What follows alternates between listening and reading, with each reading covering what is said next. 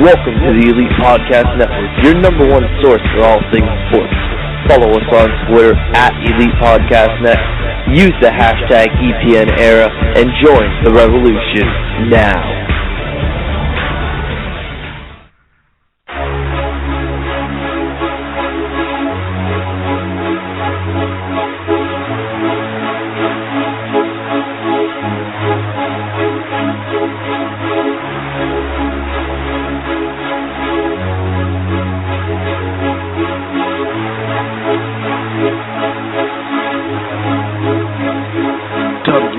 WHRADIO.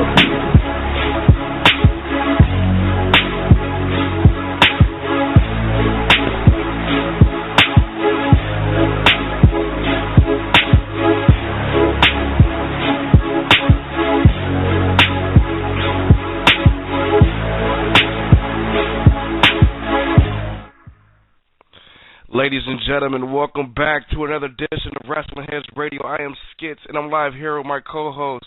You got Oscar, you got Tom. What's going on, gentlemen? What's going on? You know, we just came out from Survivor Series. Shout out to The Undertaker for 25 years.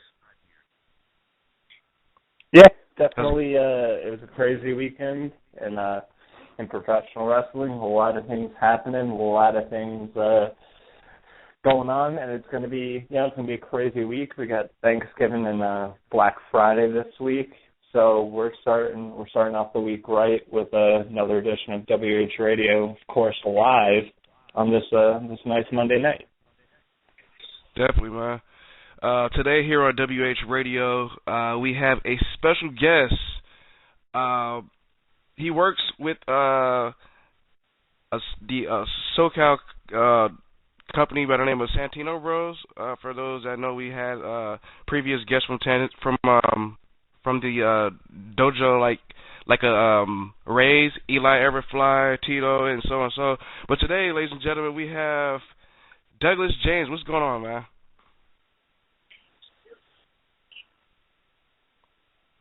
Douglas, you here? Hello? Yeah. What's going on, man? Sorry, man, I had headphones on. I thought it would work, but I guess it didn't work. What's going on? Everything's good, man. Thanks for coming here on WHRADIO. We've been trying to get you on for a while. For those who do not know, he's definitely one of the red-hot young guys coming out of SoCal right now. But it's something very interesting, Douglas, that a lot of folks don't know. You originally didn't train with Santino Bros. Talk to us about how you got into training and how'd you come out here in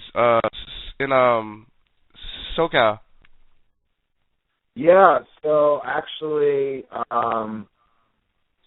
about 2 years ago, I would say maybe even a little longer, I'm from New Jersey. I'm originally born and raised in New Jersey, northern New Jersey, like right outside New York City.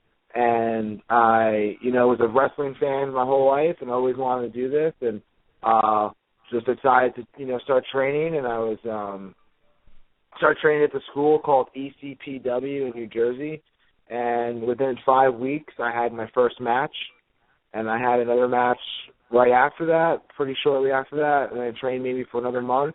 And then I made a big move to California to I just needed a change of scenery, and I moved. My brother had a business that he's just started, so I just moved to kind of help him do that. And then I came out here and didn't really know where to train and what to do. And I used to do MMA and jiu-jitsu and all that, so I decided just to go back and do that. And, one thing led to another. I had a bunch of fights that just fell apart and didn't work out, and I was kind of over the MMA scene, and I found Santino's on Google, and the rest is history. Yeah, definitely, man. We actually had Eli Everfly on not too long ago, and he put you over big time. He said you'll be like a big star out here in the SoCal area. From the matches that I've seen you in, I definitely have no complaints, and I definitely enjoy your work. Thanks, man. Thank you. I'm going to pass the question on to... What's up? Go ahead. Oh, no, nothing. No. I was just saying I'm just trying to do my best, and trying to,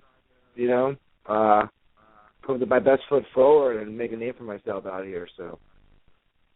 Definitely. I'm going to go ahead and pass the question to Oscar because Oscar's definitely been waiting for you to come on here, and I know he has a lot of questions. Go ahead, Oscar. What's your first question? Yeah, well, I'm not the only one that's been waiting. I mean, the people that listen to the show, they bother us to bring you in. So, yeah. I mean, no lies. There's some people asking us to bring you on, and we did it. So we did it for the listeners. All right. All right. My first question I want to ask you, just right now you mentioned you've been a wrestling fan all your life. Who did you look up to? Like, were you a Hogan fan? Were you like a Rey Mysterio fan? Like, who did you look up to when you were a young fan? Yeah, I was definitely never a Hogan fan, and I'm still not a Hogan fan. I've always been a smaller guy. I've never been that big. I never had a growth spurt or anything like that. So yeah. I've always really looked into the smaller guys. Like Shawn Michaels, Rey Mysterio were definitely my favorite wrestlers growing up.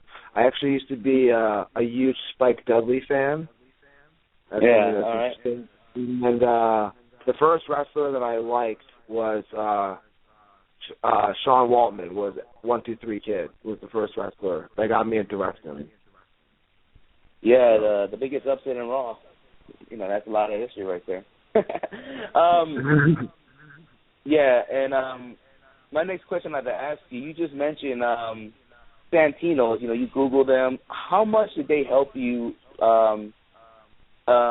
elevate to your career like you're doing right now? Like, did they put you in more bookings than you ever had before? Like, how did they help you out? Like, was it Chaos that threw you out there, and then you started training with other students in the Santino dojo? Yeah, well, with Santino's, I mean, it's just it was a whole different world than what I went through when I was in New Jersey, and they just know how to train people. There's a curriculum. They just embed respect into the business.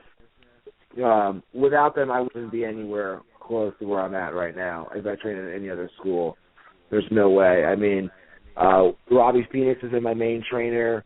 Joey Chaos, Los Luchas.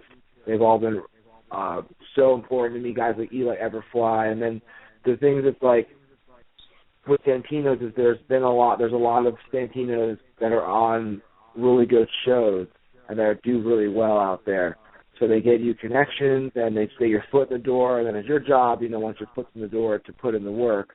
But they get you the opportunities, and guys like Che Cabrera and Tito Escondido and Reyes and Tyler Bateman have all really gone out of their way to help me get opportunities, and it's because I'm a Santino, and they just really have done wonders for my career so far. Yeah, definitely. They are doing well to your career. I'd like to ask you more questions, but I just don't want to hog you. I'm going to pass it to Tom. Go ahead, Tom. Yeah, that's one of the most interesting things because I'm an East Coast guy. I live in New York, and to make the jump from here to the West Coast, I think it's something most East Coast people talk about. But what were you was there any anticipation? Were you like maybe thinking this isn't going to work out, or were you dead set on, okay, this is what I'm doing and it has to work? I always wanted to do this, and what happened was when I took the break, when I started and took the break and moved out here and got back into it, it was a now or never attitude that I had. That I was like, it's either going to happen or it's not going to happen, and I'm going to put everything I have into this, and I'm going to make this work, and I'm a firm believer in myself. I have a lot of confidence in myself, and I'm a really hard worker, so I knew good things would happen if you work hard. I always feel that cream rises to the top. So, just that now or never attitude was kind of the thing. Yeah, I can definitely see that. And obviously, here on the show, we've had several people from the Santino Bros Wrestling Academy. What, to you, has been the most difficult part of Santino so far because they're known as kind of one of the top wrestling schools in the country. So I think we're all aware that they don't mess around, that they take it very seriously while still keeping a fun attitude. But what's been the most difficult thing for you so far?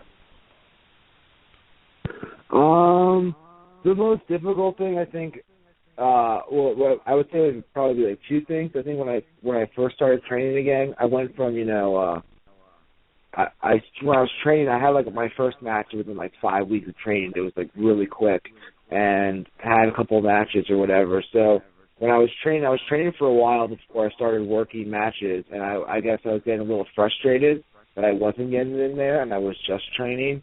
That was kind of hard for my ego, and it was just really difficult. It was a frustration. I was putting all this work in. I just wanted to just be on shows, but I wasn't ready, and they make sure that you're ready at Santino's, and I guess like now it's just a grind, and that's the only hard part is putting in work. I was in the last, I would say 6 weeks, I've been in San Francisco, San Jose, I've been in Arizona, and then, you drive up, drive down the same day. And like this past weekend, I was in Arizona, left at 8 a.m., wrestled, got home at 4:30 a.m., and then wrestled again, and then I leave by 11 a.m. to go wrestle for Championship Wrestling in Hollywood. So it's just a grind. And that's just the hardest part, is just the grind and being on the road and not talking to your family or your girlfriend or blah, blah, blah. So. Yeah, well, I mean, without a doubt, we hear it all the time how grueling travel is for, I think, any level of wrestler, whether you're at the independent level and then when you work your way up. But definitely, like I said, props to you. Like I said, it's definitely a goal of mine just to get out the cold weather of the East Coast here. I'm kind of jealous of Skitz and Oscar that they're enjoying the sun right now, and I'm freezing my butt off. It's definitely freezing right now, but that's another story for another day. Real quick, I just want to switch gears real quick. Last time, I believe me and Oscar saw you, were wrestling for the Santino's event that happened not too long ago. I think it was like a week ago or two. Where you faced BC Killer. Yeah. Big man.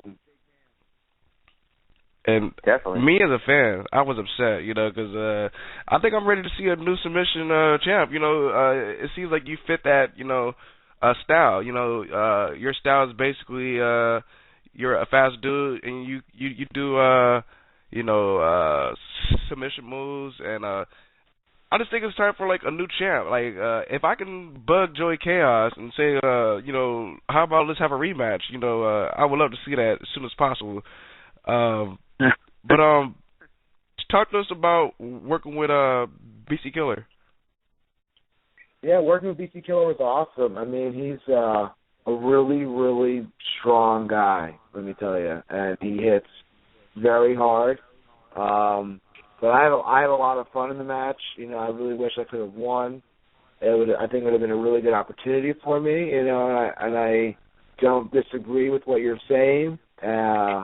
That I could have, with my style, it would be a really good fit for the Submission Championship. But I know in the long run, like, my time will come and I'll have that belt around my waist. So I'm in no rush, I guess. But it was a lot of fun. I had a good time. Yeah, man. I was pretty sore the next day, let me tell you. Oh, shit. By like, watching those, like, clotheslines, I'm like, whoa, I know he's going to be sore tomorrow. Yeah, I was actually chewing gum, and he hit me so hard my gum fell out. Oh, wow. I didn't notice that.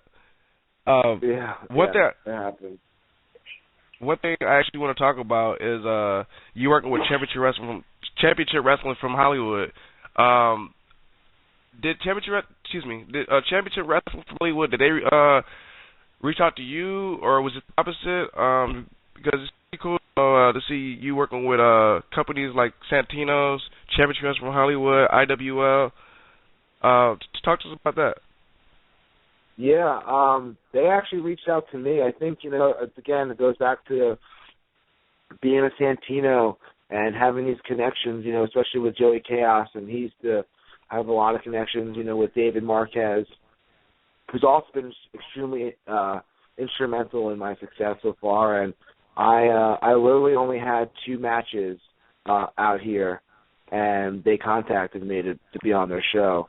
And I thought they contacted me just to come out, and I asked me to come out to their show, and I thought I was just going to come out and maybe help set up the ring or, just be there, just to be there and meet people. And I was totally down just to do that, and I showed up, and they wanted me to be on the show. And yeah, so I've been there since May, so it's been a pretty awesome opportunity. Yeah, Championship Wrestling from Hollywood, they have a pretty good roster. Pretty sure majority of guys that's part of the roster you probably faced, but is there any guy on that roster that you would like to face? I wrestled Kevin Martinson in one of my first matches there for the TV title. I wish I could get a rematch with him, just because I don't think I was ready to face somebody as good as him. If not for him, I would like to wrestle a guy like Yuma or Ryan Taylor. I like to wrestle. These are all good matches Yuma. I can see. Yeah, Yuma would be really awesome.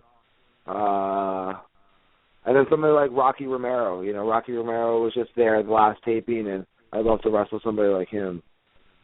For those that don't know who Kevin is, that is actually Johnny Goodtime, folks. So those that know who Johnny Goodtime is from the Rockin' Sponsors, that is Johnny Goodtime. So just letting folks that do not know his new name, that is Johnny Goodtime, folks. For some reason, I can see you and Drew Gulak work well with each other. Who? You and Drew Gulak. Oh, that would be awesome too. Yeah, Drew Gulak's great. Timothy Thatcher would be awesome. So there's a lot of really good talent there. I think eventually I'll be able to get my hands on any of them and do my thing. Yeah, I feel like a lot of people sleep on the company because a lot of those names have worked with numerous companies like Evolve, PWG, New Japan Pro Wrestling. So, guys like Johnny Yuma or Rocky Romero would definitely help a guy like you. Yeah, I think but I'm going to go ahead. And I think, with Championship Wrestling from Hollywood, people might talk shit or give them a bad rap, but you got to understand, guys like Bryan Danielson and CM Punk and Samoa Joe all worked for Championship Wrestling from Hollywood, so it's a really good platform. Cole Cabana, there you go, right? So he was actually just on recently. So it's a really good platform to get yourself out there. And it's definitely a good platform to to practice working on TV before you get into WWE also. But absolutely. I'm gonna go ahead and pass the question on to Oscar. Go ahead, Oscar. All right. Well, I'm going to ask you a real tough question right now. I know last week. Oh boy. You took a shot at a company called UEW. What was the reason for this? What company? I've never heard of them. I don't think we want to talk about bum companies right now. Look, I don't even want to get into it because I don't like UEW. So let's not talk about a bum company right now, and let's keep it going, Oscar. Just don't get jumped in the front row mafia, all right? All right. I'll answer. I have no problem answering it. They are kind of a bum company, There's good guys that work there, like BC. I like BC Killer, he's awesome, and Max X. I like Max X, but besides for that, they're just kind of chumps, and they talk a lot of shit, and I was just over it. They had a cruiserweight cup with not many good cruiserweights, and I thought it was a little ridiculous, so I just decided to say something, All right. Let me ask you something. Post that B-Boy put on his Facebook about, he kind of did not like you kind of bashing him in a way. You're supposed to be SoCal and y'all got to get together and all that. What can you respond to that? I mean, I think he's right. You know, I mean, as much as I don't like a certain company, you know, and I don't agree with how they run their thing or what they've said about me or all this stuff, he is right. You know, it's better to be positive than to be negative, and it's better to just all kind of come together and work hard for the greater good, and the greater good is to make SoCal wrestling the best wrestling out there.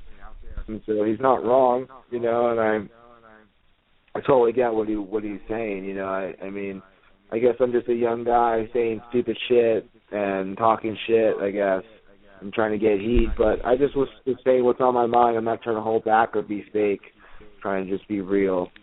And but he's right. D-Boy's right, you know. So.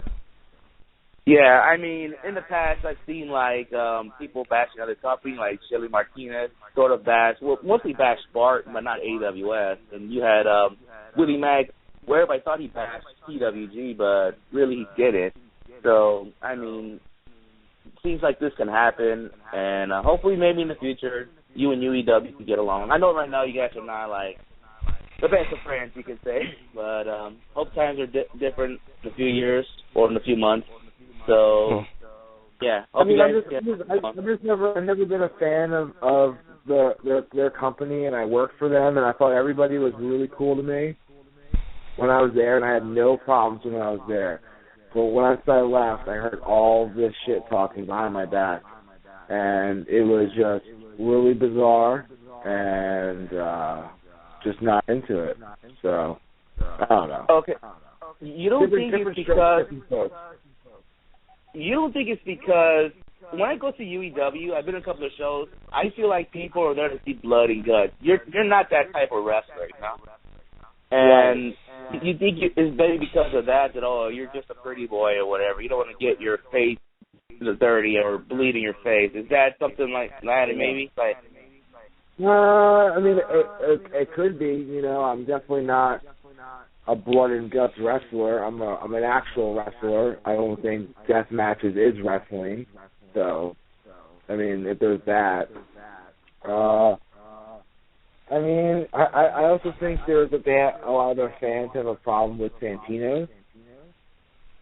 With Santino's brothers. I don't even want to get into that because their fans have a huge issue, a huge problem, which I just don't understand. You know, I was there as a Santino, and they don't like that, and so there's that. And I think, you know, I did a fucking hot tub interview with Sean Scoville, and they hate the Sean Houston, and so I think I had nothing really good going for me at the time. So I don't know, but I just think the company's kind of lame.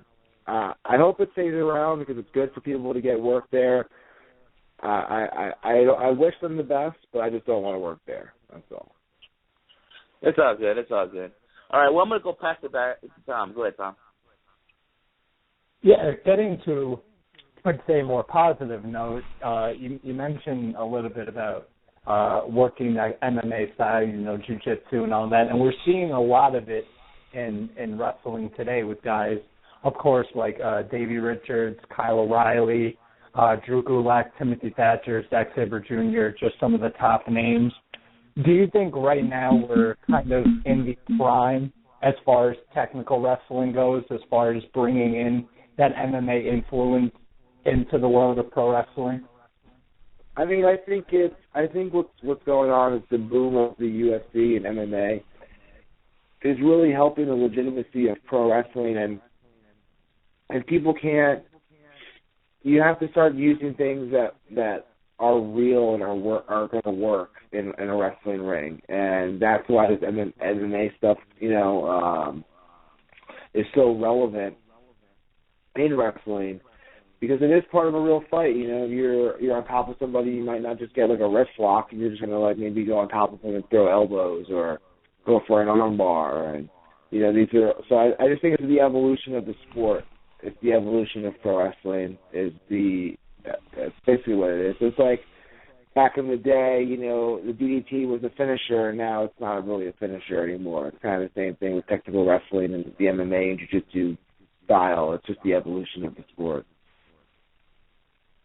Yeah, I definitely see that, and I mean, me being a fan, I can remember, back in the day you mentioned, Bryan Danielson before, and, he was touted as, the best technical wrestlers, and he was doing submissions that we never had really even seen before, and then you look at guys today like Zack Sabre Jr., who, that guy is still, I think he blows my mind, is Zack Sabre Jr. the type of guy that you kind of watch and you say, hey, I would like to get in there, or maybe you even watch him just to kind of to pick up a thing or two from what he's doing?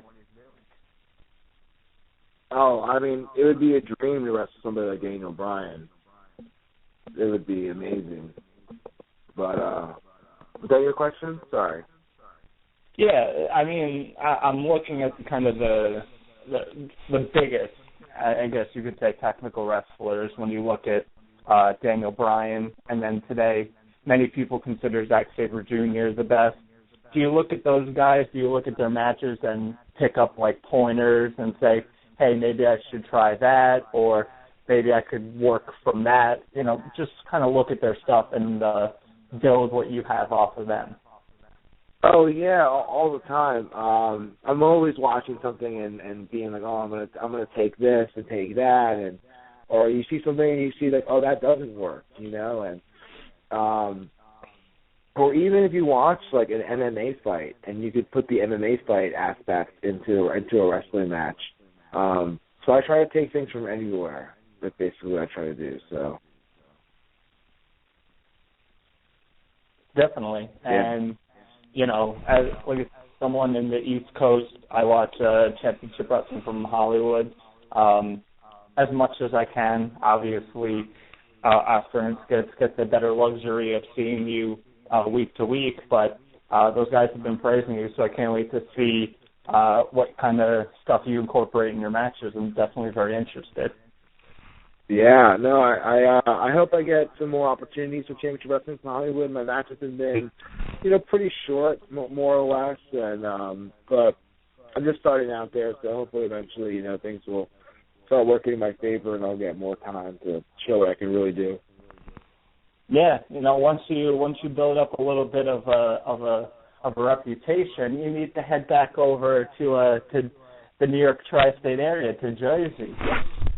Yes, I definitely do. I've been wanting to come back out. I was actually going to come out for Thanksgiving and then try to get booked in a couple of shows, but I'm actually going to Portland, Oregon instead for Thanksgiving, so not going to work out. But well, see, you want to avoid the East Coast during the winter. Come back when the sun's back out. It's true. I'll come back in April. That sounds perfect. All right, Skip. Back to you, Matt. Yeah, I know you recently just worked with a guy by the name of Danny Limelight at FCW, and I don't know. It seems like he's been calling you out a lot, because I just realized that is you in that video that is out there on the Pro Wrestling Sheet, where he goes on the basket, and I think he hurricanrana you or something like that. Yeah, that's me. Yeah. From looking at your post earlier on Facebook, is there a little rival there between you two? Maybe we can see you guys face each other again. He talks a lot of shit. He's a really good wrestler. I think it's a competitive rivalry that we have, because we're both, I think, the two up and coming guys in the last year or so. They're coming on the scene, and it's just a competitive rivalry. I have nothing against him. He's a little corny. He finally got wrestling gear, but besides that, he's cool in my book. But it's just competitive. I just know I'm better than him. He thinks he's better than me, and that's just how it is. So. Me myself, I would love to see Santino's invite him to their dojo to have a match with you. Maybe 15-minute Iron Man match or something. It'd be amazing. Yeah. Maybe one day. So.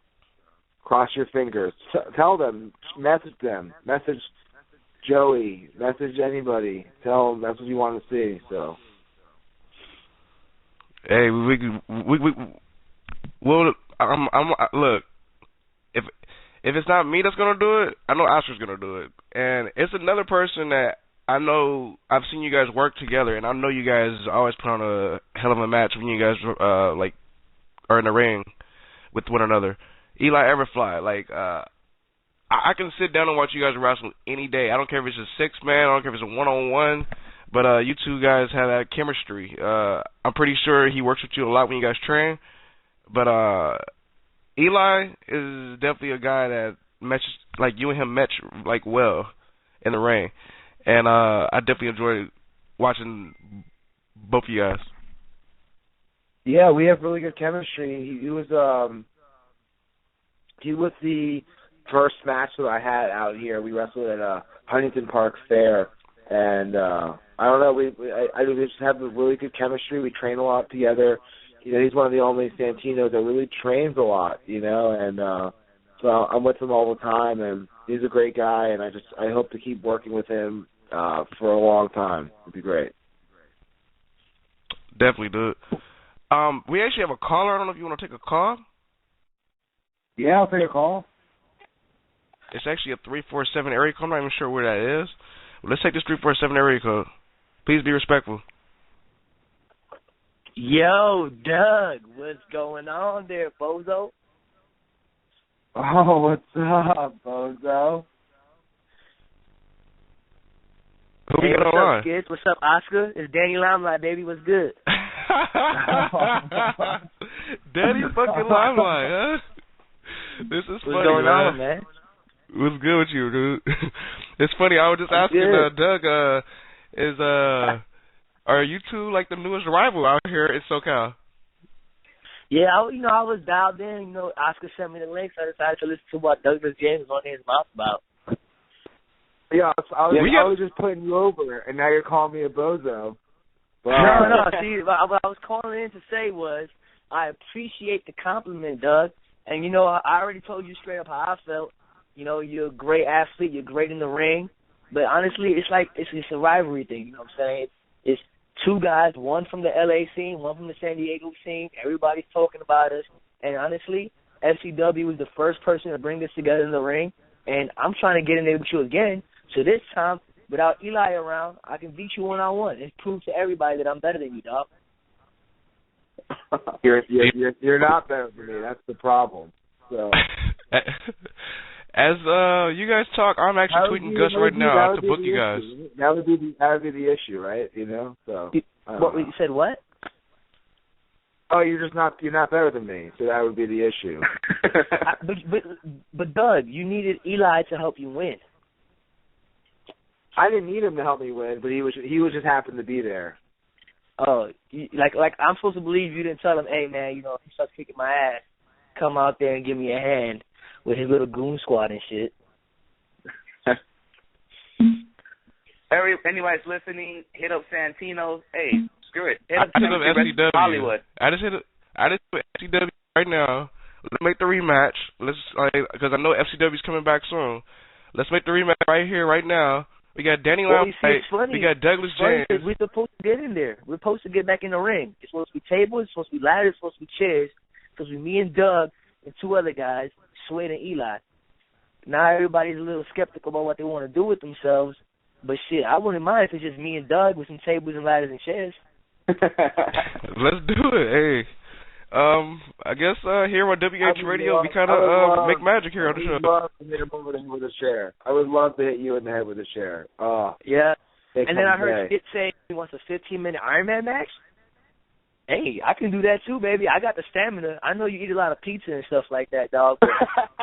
Can you go 15 minutes? I had the pizza today. Oh, best pizza. You didn't have the best pizza if you didn't have New York pizza, son. True. Fair. Hey, can't Northern Jersey and Brooklyn just get along? Come on. We're all family. Well, you see, we will be considered family because it's like this. Doug's like the garbage man. You see what I'm saying? So New York dumps their trash in Jersey. Doug just picks the trash and tries to make it look.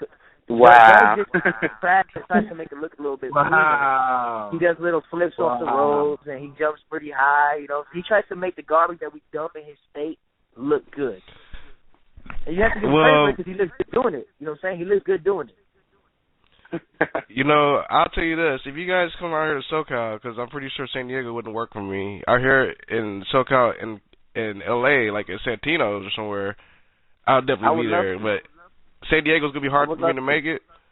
So hopefully Santino's books this, maybe IWL. We can make it happen. IWL? Hey, yeah. And it can happen. It's going to happen sooner or later, man. You know, I'm just calling in. Yeah. I was tuned in. I appreciate the love, Doug. IWL. As long as you get off the pre-show, we could do IWL. You know? Oh, wow. Wow. Wow.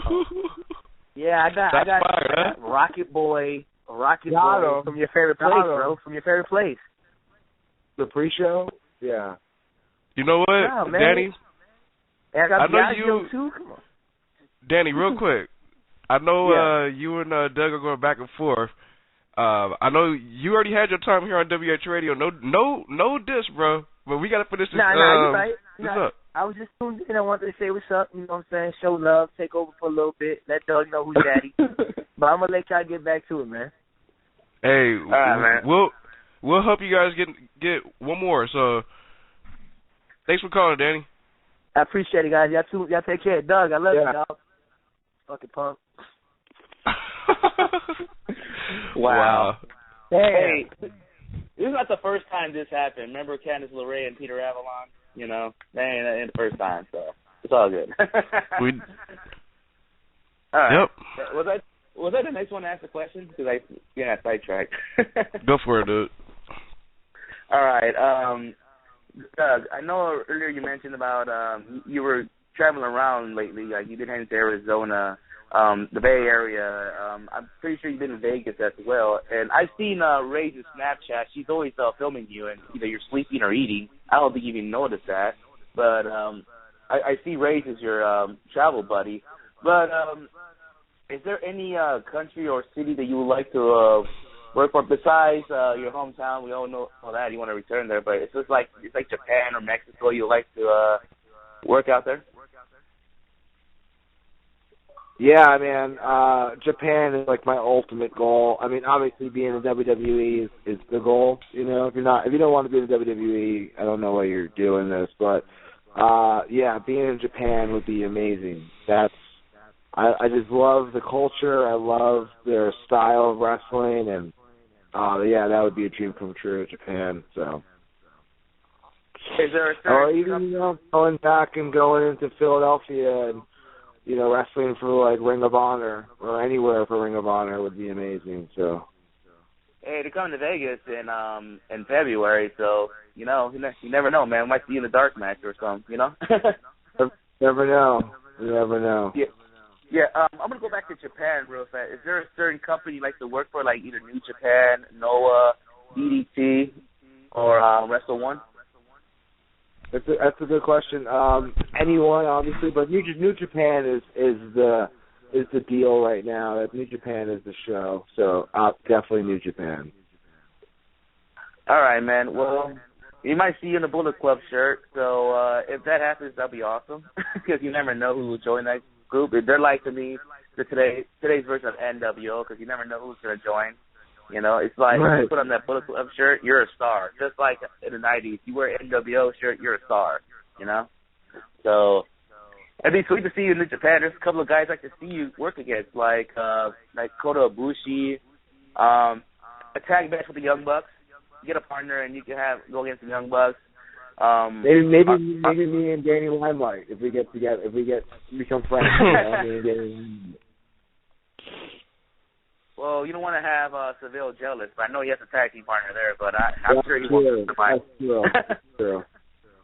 Yeah. All right. Well, I'm going to pass it to Tom. Go ahead, Tom. Yeah, my final question. Obviously, you're still relatively new to getting into pro wrestling. I say that as compared to some other guys. Going forward, what is the one thing maybe not just in professional wrestling, maybe in life, what's the one thing you're most kind of looking forward to? What's something that you think you're on the brink of doing that kind of gets your spirits going and kind of motivates you? Oh man, that's pretty deep. Well, in pro wrestling, I think I'm on the right track, and I've been moving really at a really good pace, and been going kind of on a fast track a little bit. So I could see myself getting a tryout pretty soon. And I could see myself on a tryout or even on a tour of Japan. So I see those things in my horizon. Those are the things that keep me going. And I see guys that are getting tryouts and are in the WWE or NXT, and I feel like I'm just as good or better than them. And so, yeah, I mean, those are the things that keep me going. Definitely. And, here on the show we talk about that all the time, that now more than ever, I think independent wrestlers are saying there's a chance. If this was 10 years ago, and if we would have talked to everybody that we've talked to, I think including yourself, most people would have been like, maybe there's a slight chance. But now guys, I think, are more motivated than ever. And like you said, even it's not just WWE. We've seen a lot of guys make it to Japan and make it their full-time job over in Japan. Would you, if that came up, if New Japan offered you a full-time contract, would that be something that you were kind of be willing to do, kind of move over to Japan and live that lifestyle? Yeah, I mean, it would be a huge transition. It would be hard. I'm in a relationship, so that would be a little difficult, I guess. But I make it work, and that would be a dream come true to be able to, work in Japan and just be able to make a living doing what I love to do, and just being passionate about what I'm doing every day when I wake up. So, we'll see. But I just think, the time is now with wrestling, and for guys like myself, I'm not a big guy. I've never been a big guy, and so it's not the same, old thing where you have to be like 6'7", 300 pounds to be this professional wrestler. Those guys are big and slow. Guys like myself that are smaller, more athletic, and are more fun to watch, to be honest. And I think so my time is now to be in NXT or even in the WWE main roster or in a tour of Japan or Ring of Honor or anything like that, or even PWG. PWG should call me. So we'll see. Hey, that'll be awesome. Yeah, well, me and Skip always go to the shows, and I said it here. I mean, if they bring guys like yourself, Eli Everfly, Tyler Bateman, that'll be awesome. I think you three will kill it out there. Doesn't matter who's your opponent. If it's like a Chris Hero, Trevely, it don't matter. I mean, you guys will kill it out there. I agree. Thank you, man. I appreciate that. Yeah, I just hope I get an opportunity. That's all I need is an opportunity just to get my foot in the door, and I feel like I can. I have confidence in myself that I can. Just as soon as I get my foot in the door, I can make things happen. So I just need that opportunity. Definitely, dude. Let me go ahead and ask my final question. I think Tom kind of asked the question, but I'm kind of asking it kind of different. Where do you see yourself in the next 5 years?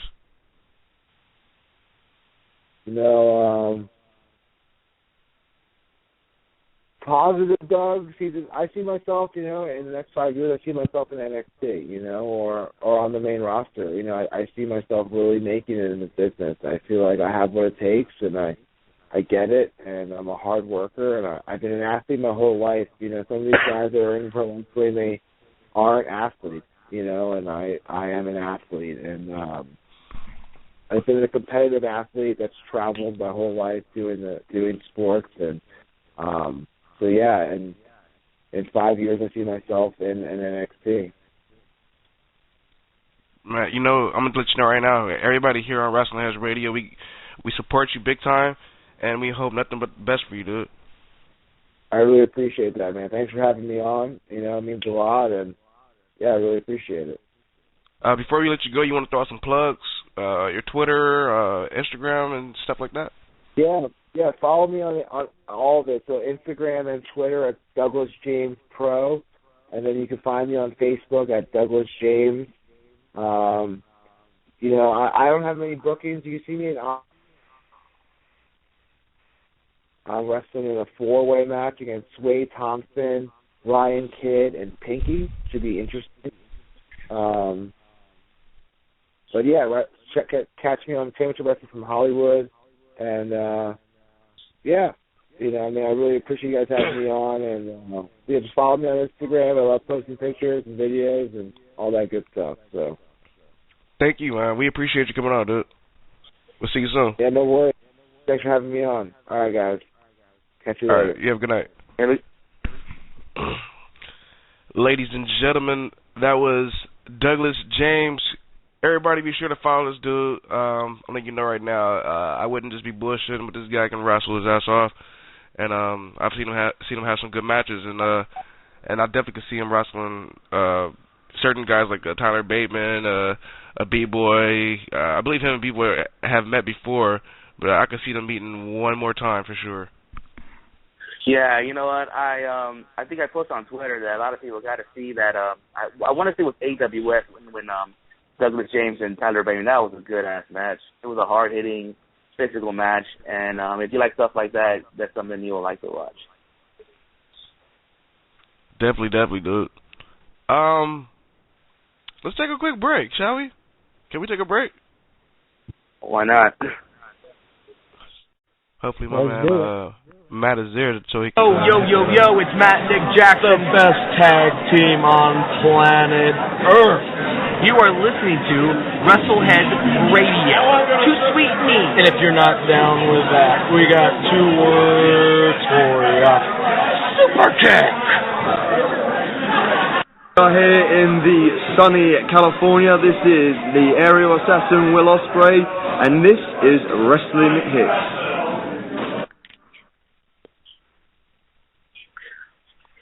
I thought we was gonna believe after that, but yeah, you know what? I love the new sound bites from Will Ospreay and the Young Bucks. Awesome. I'm gonna give a quick shout out to the 2 dudes real quick before we start the show. Shout out to my man Famous B. Caught him this past weekend wearing his WH T-shirt, and also shout out to my boy Brian Cage rocking his WH T-shirt also. I know Oscar probably hasn't seen it yet, but it is on his Instagram. So shout out to both those dudes for supporting us as we support them. So let's go ahead and go ahead.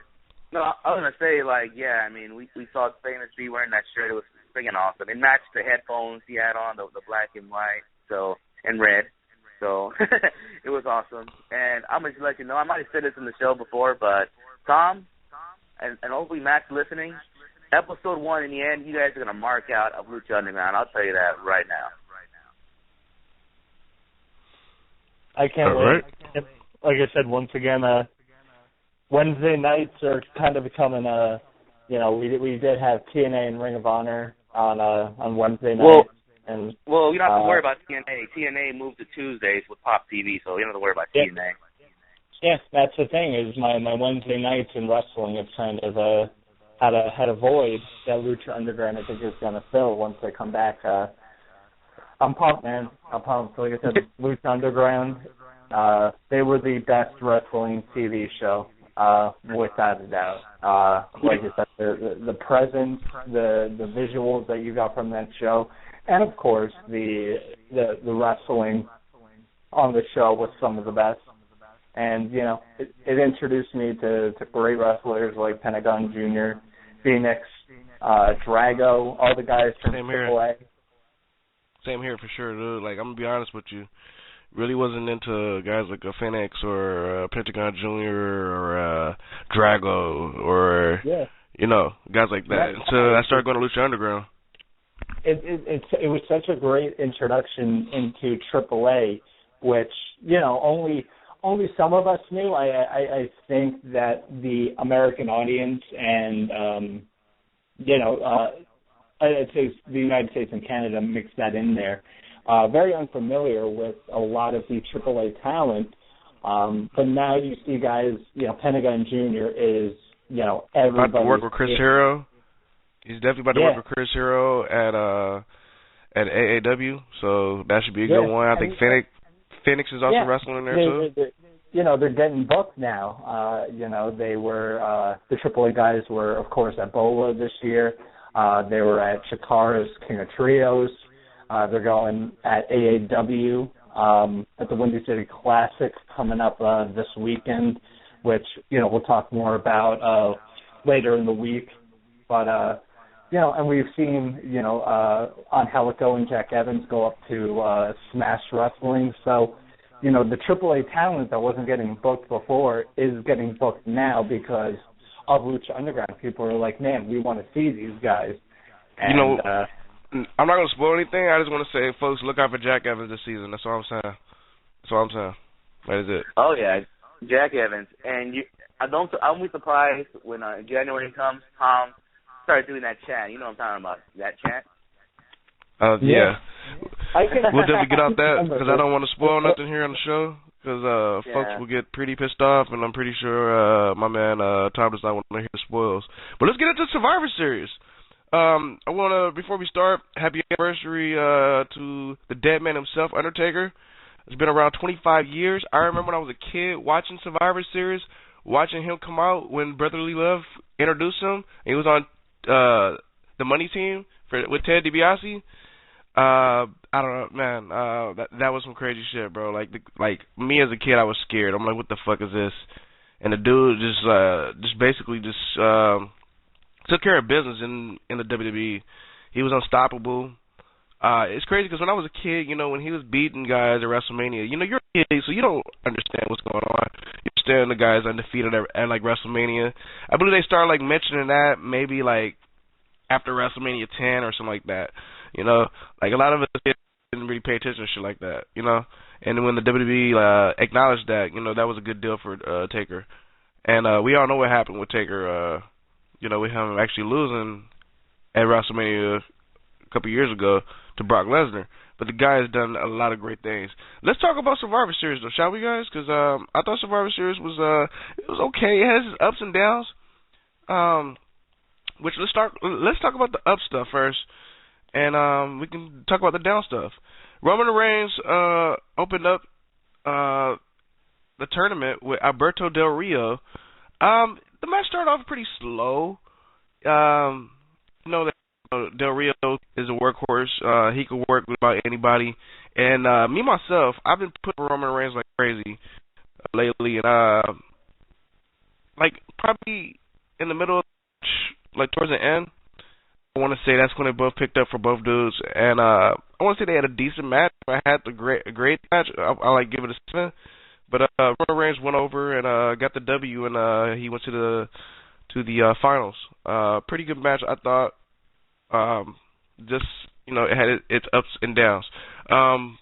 Let's go ahead and have Tom share his thoughts, and then we'll go to Oscar. Go ahead. Yeah, I thought Reigns and Del Rio, it was okay. Like you said, it really did get off to kind of a slow start, and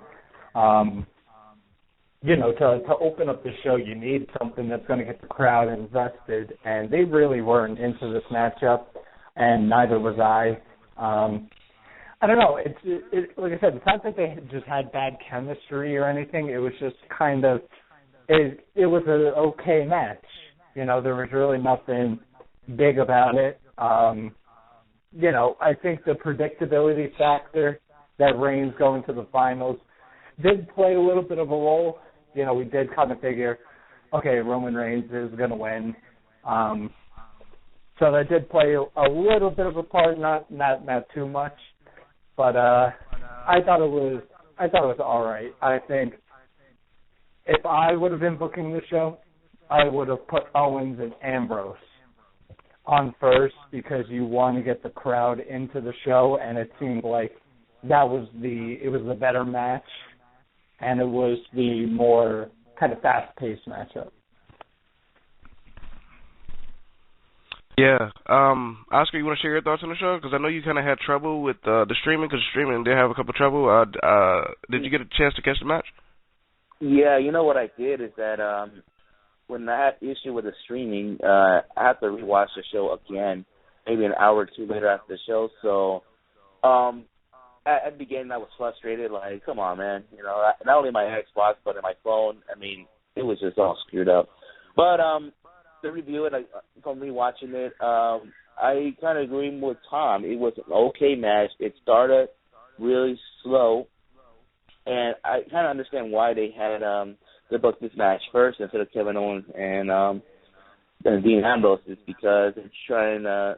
I mean, to me, I don't know about you guys, but I really do feel like they're trying to throw Reigns much as they can, and when you hear his music, you know, they want to hear a reaction. But fortunately, the Atlanta fans don't like him.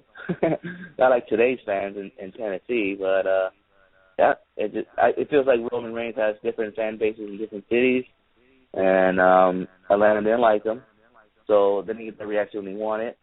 And with the predictability, like you said, Tom, it kind of hard for me to try to enjoy this match because we all knew Roman Reigns was gonna walk out the winner, and by starting to slow, it was very difficult for me. So I have to say it was okay.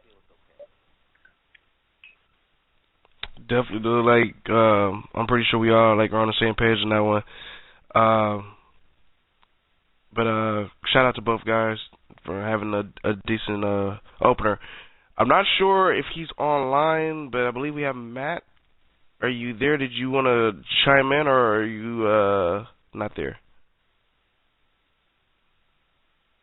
He is not there. He's just playing Guitar Hero or Rock Band.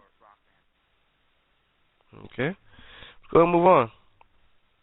Next matchup, Dean Ambrose versus Kevin Owens. A lot of fans will call these two indie darlings, Dean Ambrose and Kevin Owens. Me, myself, you know, like I said, I thought KO was going to get the W. He ended up losing, but it was a great match with those two.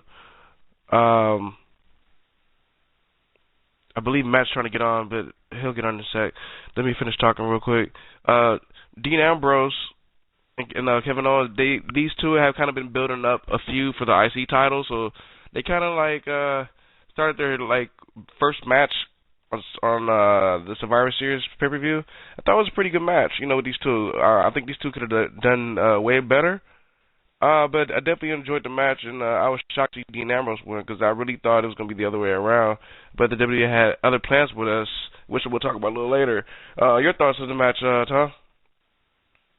I think the match was good. Like you said, it could have been better, but it's not like their fault. It's because, you know, Ambrose was going to wrestle another match, so they couldn't have, you know, them go all out and do all other crazy spots that they could have. But it was a nice sneak preview of what could have been.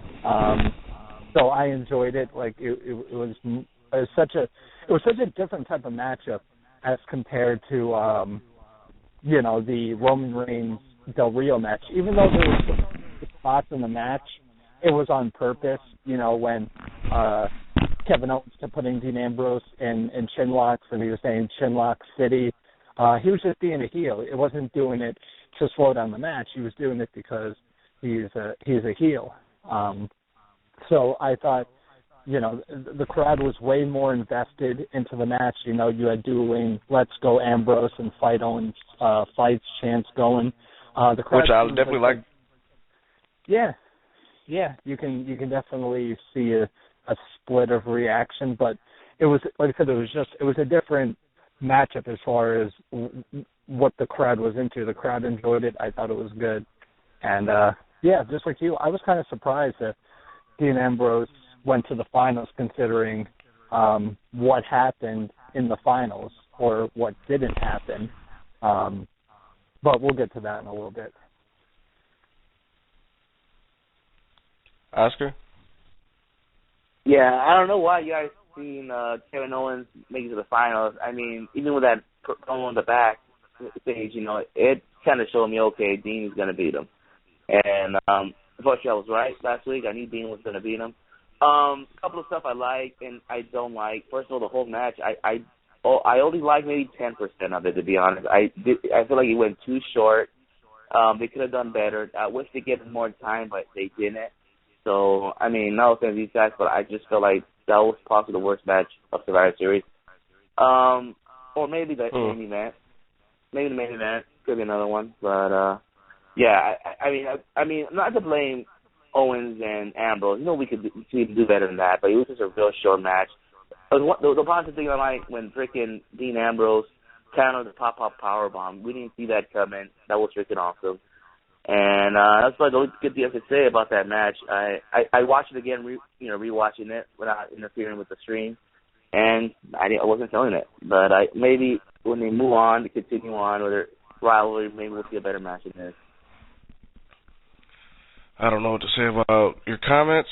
I definitely have to disagree with that one. But I'm pretty sure we can agree with the next match was like a whatever match they had to throw together, because we all know Survivor Series is usually traditional 5-on-5 or either 4-on-4 matches.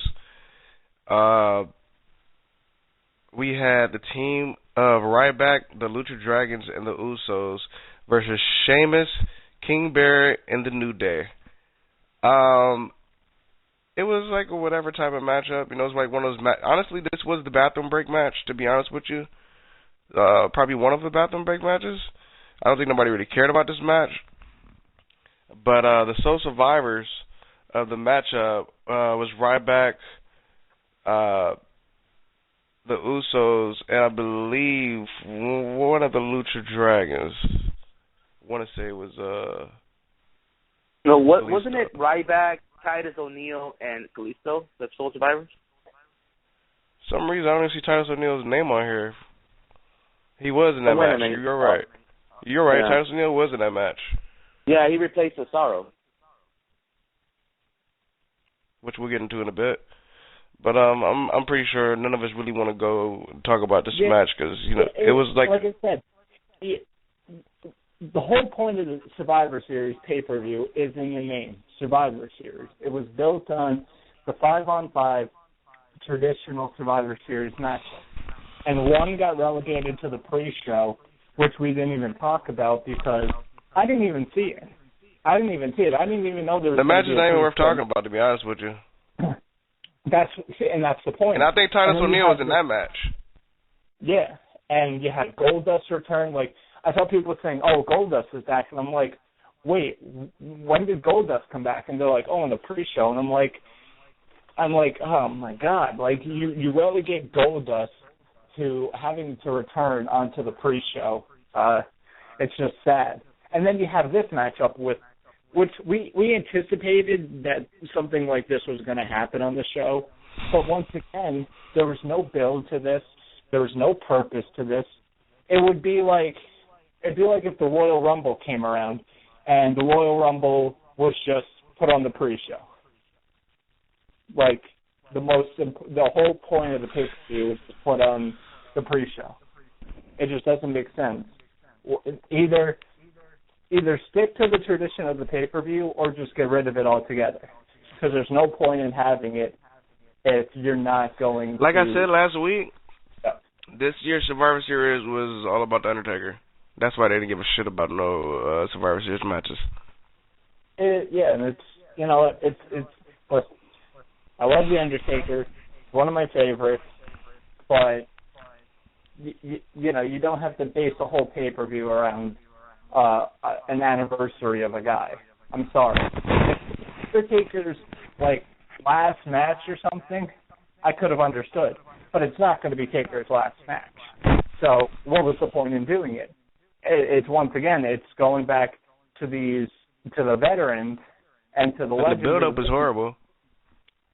Yeah, we talked about this so many times, and it's like they have to use The Undertaker and The Rock and Stone Cold and Shawn Michaels to get people to try and buy this show on the network or buy it on pay-per-view, whatever. And it's just they're forgetting about the up-and-coming stars. They're featured, but they're never the main focus of the show. But this Survivor Series, the 5-on-5 that was on the main show, so boring. Couldn't care less about. even like I said, the New Day. Love the New Day, most entertaining thing in wrestling, and I couldn't care about them in this match. The best thing the New Day did was walk out that match. But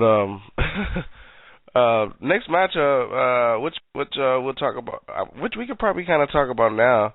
Paige and Charlotte, excuse me, had a pretty physical matchup last night. We already know this whole situation on why these two are having like a personal feud right now.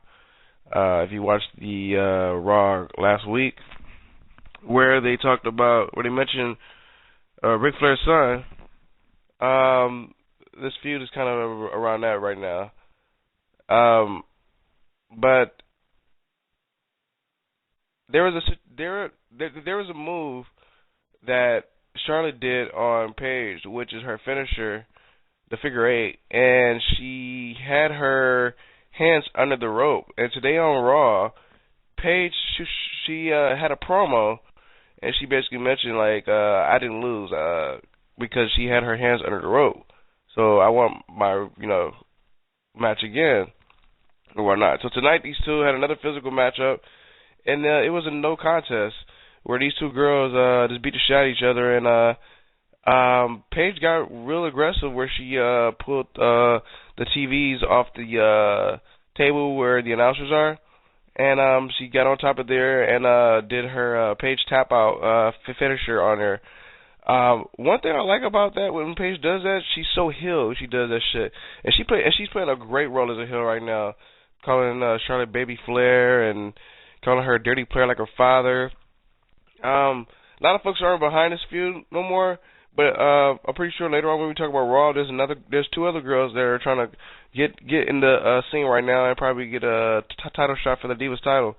But you guys' thought on Charlotte and Paige last night, moving on to tonight's Raw. Just like you said, when you said there's some people that weren't interested in the feud anymore, I was one of them. I couldn't care less about this match anymore. And you know what? The whole Ric Flair comment on Raw last week, it did it for me because I was so completely unnecessary to try and build this feud up, and it was stupid. This whole feud had sucked. The matches last night wasn't that good of a match. I think Nikki Bella versus Charlotte was better. One thing I do not get, why does Paige do the PTO on the announce table? Why? That doesn't make it any more painful. Charlotte is not touching the announce table, so why is she doing it on the announce table as if it's making more of an effect and putting more pain onto Charlotte? It's not. That is the most ridiculous thing that I've seen in a while, as far as like trying to make a move look more brutal than it is. That is so stupid. This feud has been stupid. This whole what's going on with the Divas right now in the main roster is ridiculous, and it's been going on for a while now. It's going to take a lot to bring some legitimacy and some, I think some, what's the word I'm looking for? It's on the tip of my tongue. Trying to get people back into the Divas and make it credible. Make the Divas division more credible, because you know what? At this point, and especially after the whole debacle on Monday Night Raw, they're not being treated seriously. They're not being treated seriously. Yeah, the whole Divas Revolution shit did not last whatsoever. Oh no, it was a disaster almost from day one. But I noticed that these girls are still getting time. Yeah, they're still getting time, and like we mentioned last week on the show, yes, Charlotte and Paige were the closing moment of Monday Night Raw, but they were cringeworthy, totally embarrassing moments. It's not like they ended off Raw last week on a good note. It ended up on a real sour note last week, and that's been basically the sum of the Divas division over the past couple months. Yeah, Oscar? Yeah, I agree. Like, it's this feud needs to end already with the whole Reed Flair thing. I mean, it just needs to end. It needs time to move on. Have Charlotte move on against someone else, like Sasha Banks. But yeah, going back to the match, it was, I say, decent. It is one of the other ones yet again that I have to rewatch. But yeah, you know what? I feel like the Raw match tonight was 10 times better than the Survivor Series match, which, you know, it gave more time. They gave okay timing, but Raw match was way better because of the timing. They were beating the shit at each other. They were fucking doing submissions and all that stuff. And yeah, I think I enjoyed the Raw match. It sucks that you know this pay-per-view match probably will be known as how can I say it? Pay-per-view match should be the best matches that these two guys work together, and it didn't work out. Raw was the best one, and unfortunately, that's kind of sad. Definitely, dude. Next matchup, we had Tyler Breeze and Dolph Ziggler. Like I said, these two would work well together. I thought they had a good match, but they could have done way much better. Looking forward to see this feud continue, and these guys actually have a better spot on the card to have a better match. Because I feel like nobody cared, about this match after, the Divas. I feel like they put them in the bad spot. Yeah, total agreement with you. Crowd was pretty dead for this. I thought the match was okay. It did get Tyler Breeze some momentum, at least. This feud wasn't for nothing. At least, Tyler Breeze did get a win, and it's not like Ziggler won and the whole feud was kind of a waste. At least something came out of it, so that is a positive. But like you said, the crowd was dead for this, especially after the Divas match. This feud could have been built up better. I think than this, people can get into Tyler Breeze and Dolph Ziggler.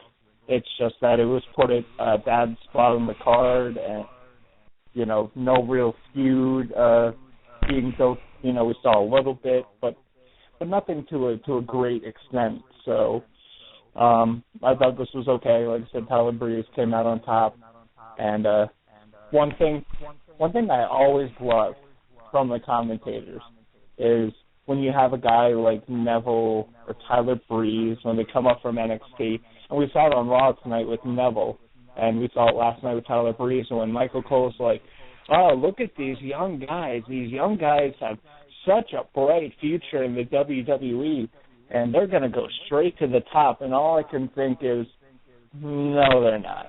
That is a total and complete lie. These guys will be lucky if they get out of the mid-card, But I just found that pretty hilarious. Yeah, I kind of agree with you on that, but, who knows what's going to happen when Vince passes away. We don't want it to happen. I mean, I don't wish death on anybody, but who knows what happens after that. It's one thing I like to comment. What kind of bothered me, they're comparing him to Shawn Michaels already. Who? Tyler Breeze. They're comparing him to Shawn Michaels. Early Shawn Michaels right after he left the Rockers. Probably talking about, because how Shawn Michaels like to look at the mirror. He likes to look at his phone. Maybe that. Yeah, possibly. And you know what? No, I actually heard the high-flying stuff as well. I think JBL mentioned that as well. So I don't know about all that, but we'll see how this career goes. Definitely. Next match, the Brothers of Destruction, Kane and Undertaker against the Wyatt family of Bray Wyatt and Luke Harper. A lot of folks thought it was going to be a different pair of Wyatts, but it ended up being Luke Harper and Bray Wyatt, which is kind of surprising. It was I really didn't feel this match. I feel like, the Wyatts just got a job. Like, it's like whatever. This match is pretty damn fast, too. I thought the Wyatts would have got an upset, but, they ended up, correct me if I'm wrong, did they put Strowman through a table? Yeah, they put Braun Strowman through the table. Double choke slam through the Spanish announce table. See, so that kind of like, once that happened, I'm like, yep, Taker and Kane won. This, I mentioned this last week. This is so fucking ridiculous. You build up this match, and yes, I get it's the 25th anniversary of The Undertaker. I get it. I can see why they did it, but that still doesn't mean that they had to do it. So fucking ridiculous what they're doing with Bray Wyatt. How over and over again they build him up only to shut him down. How can we take this guy as a serious and a serious threat or a serious competitor? You know, he's always cutting these promos about how he's the face of fear. How are we supposed to, as fans, find any legitimacy in that when the guy constantly loses? You know, when The Undertaker debuted, since, you know, this is the 25th anniversary of The Undertaker, when The Undertaker debuted at Survivor Series in 1990, did he lose his matches for the first couple of years? Did he lose to Hulk Hogan when he faced him for the title? Was he losing to guys left and right? Was Paul Bearer saying all these things and then Undertaker would just lose?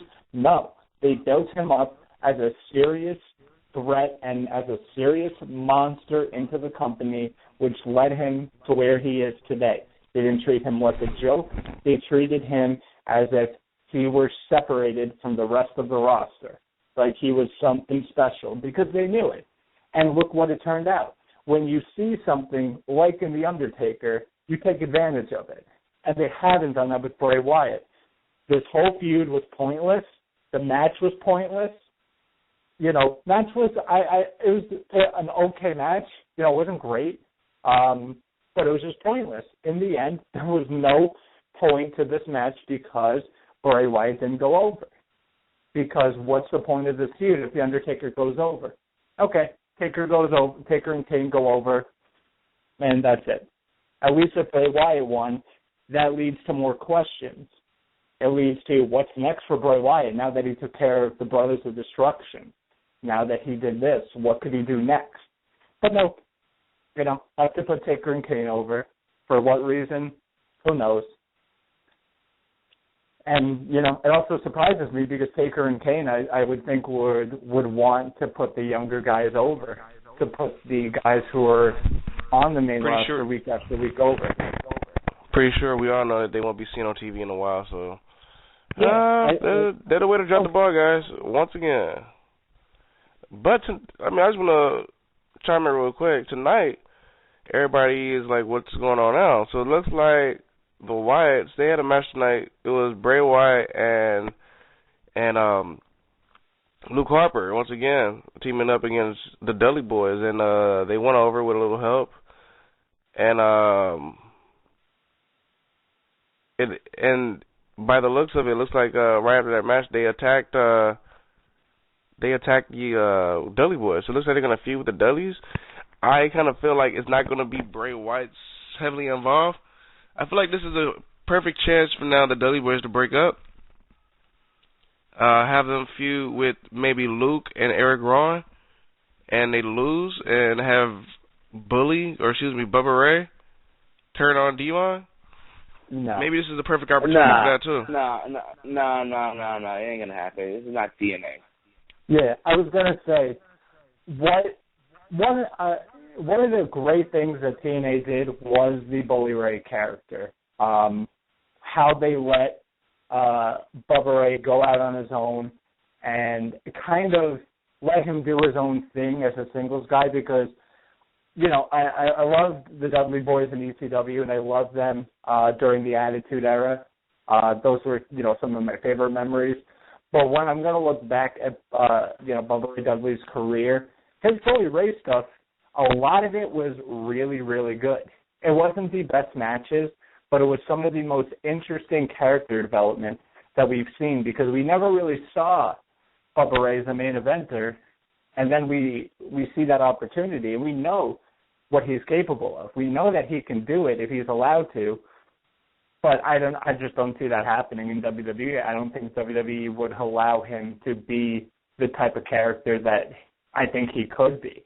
I don't think WWE would give him that opportunity. I don't know. He said he's always open to do it, so we'll see. Because it looks like Dudley Boys is kind of like, ever since their feud with the New Day, it's like nobody cares no more. So they need something ASAP that's going to put them back, relevant again, because they're like, nobody cares right now. Is Matt still MIA? Yeah, by the looks of it. Yeah, because I wanted to hear his thoughts because, me and him were talking a lot about the Wyatts versus Brothers Destruction last week, and I wanted to see if he had any comments on that. I pretty much know what he's going to say, but... Yeah, same here. Basically going to be kind of like the same thing what you just said. If you're listening, get back online and let us know what you think. Just let him play Rock Band. I don't know about Rock Band, but anyways, let's keep it going. And the main event, Roman Reigns versus Dean Ambrose, another match that was too fucking fast. Could have been, a little more, but they rushed this match. Now Matt is there. Hey, there it is from Matthew Gray. Matt, we just got done talking about the Wyatt my big fat fucking dick, Blog Talk Radio. That's all I gotta say. Of course, they like I say every week, they try to bury us. But we just got done talking. I've been sitting here trying to get on the line for like fucking half an hour, and it's been shit on me. So that's that.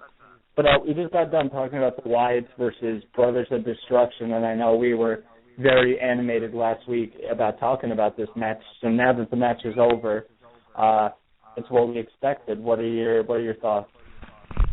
I already know what Matt's going to say. I told you so. I mean, I don't expect any less from Bray Wyatt anymore, man. The whole Bray Wyatt experiment is such a disappointment to me at this point that I really don't give a fuck about his promos. Yeah, he gets great promos. Yeah, he has his great in-ring work, but does it really matter at the end of the day? If a tree falls down in the forest and you're not there to hear it, does it matter? Guess not. I guess not. And like I said, WWE was so animated about celebrating the 25th anniversary of The Undertaker that it's just like, okay, imagine if what you guys are doing to Bray Wyatt, you did to The Undertaker. He wouldn't be the same type of person that he is today.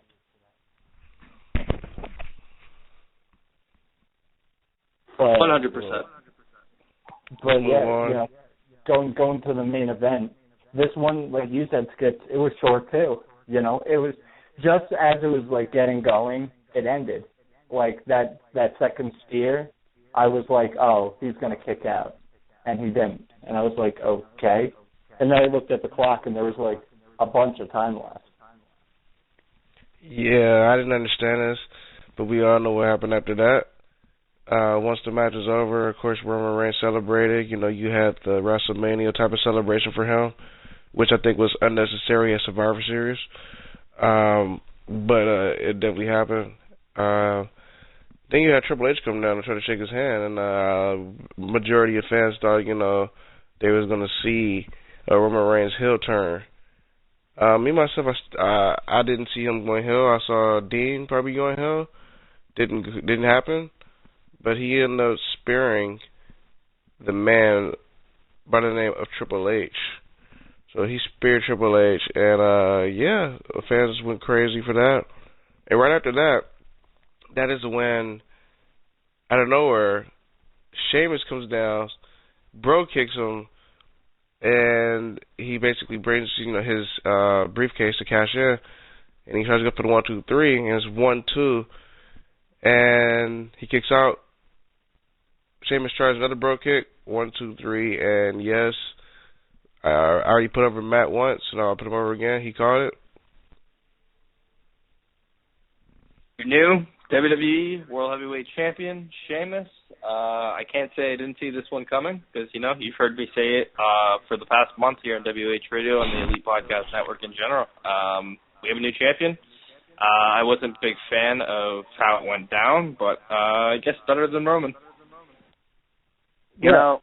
I wasn't happy with the decision they made. Having Sheamus with the WWE title, I've never been a big fan of him at all. So it got ruined Survivor Series for me when he won that title. I was hoping you're wrong, Matt, but oh well, we have a new WWE champ. It's whack-ass Sheamus. I'll say one thing.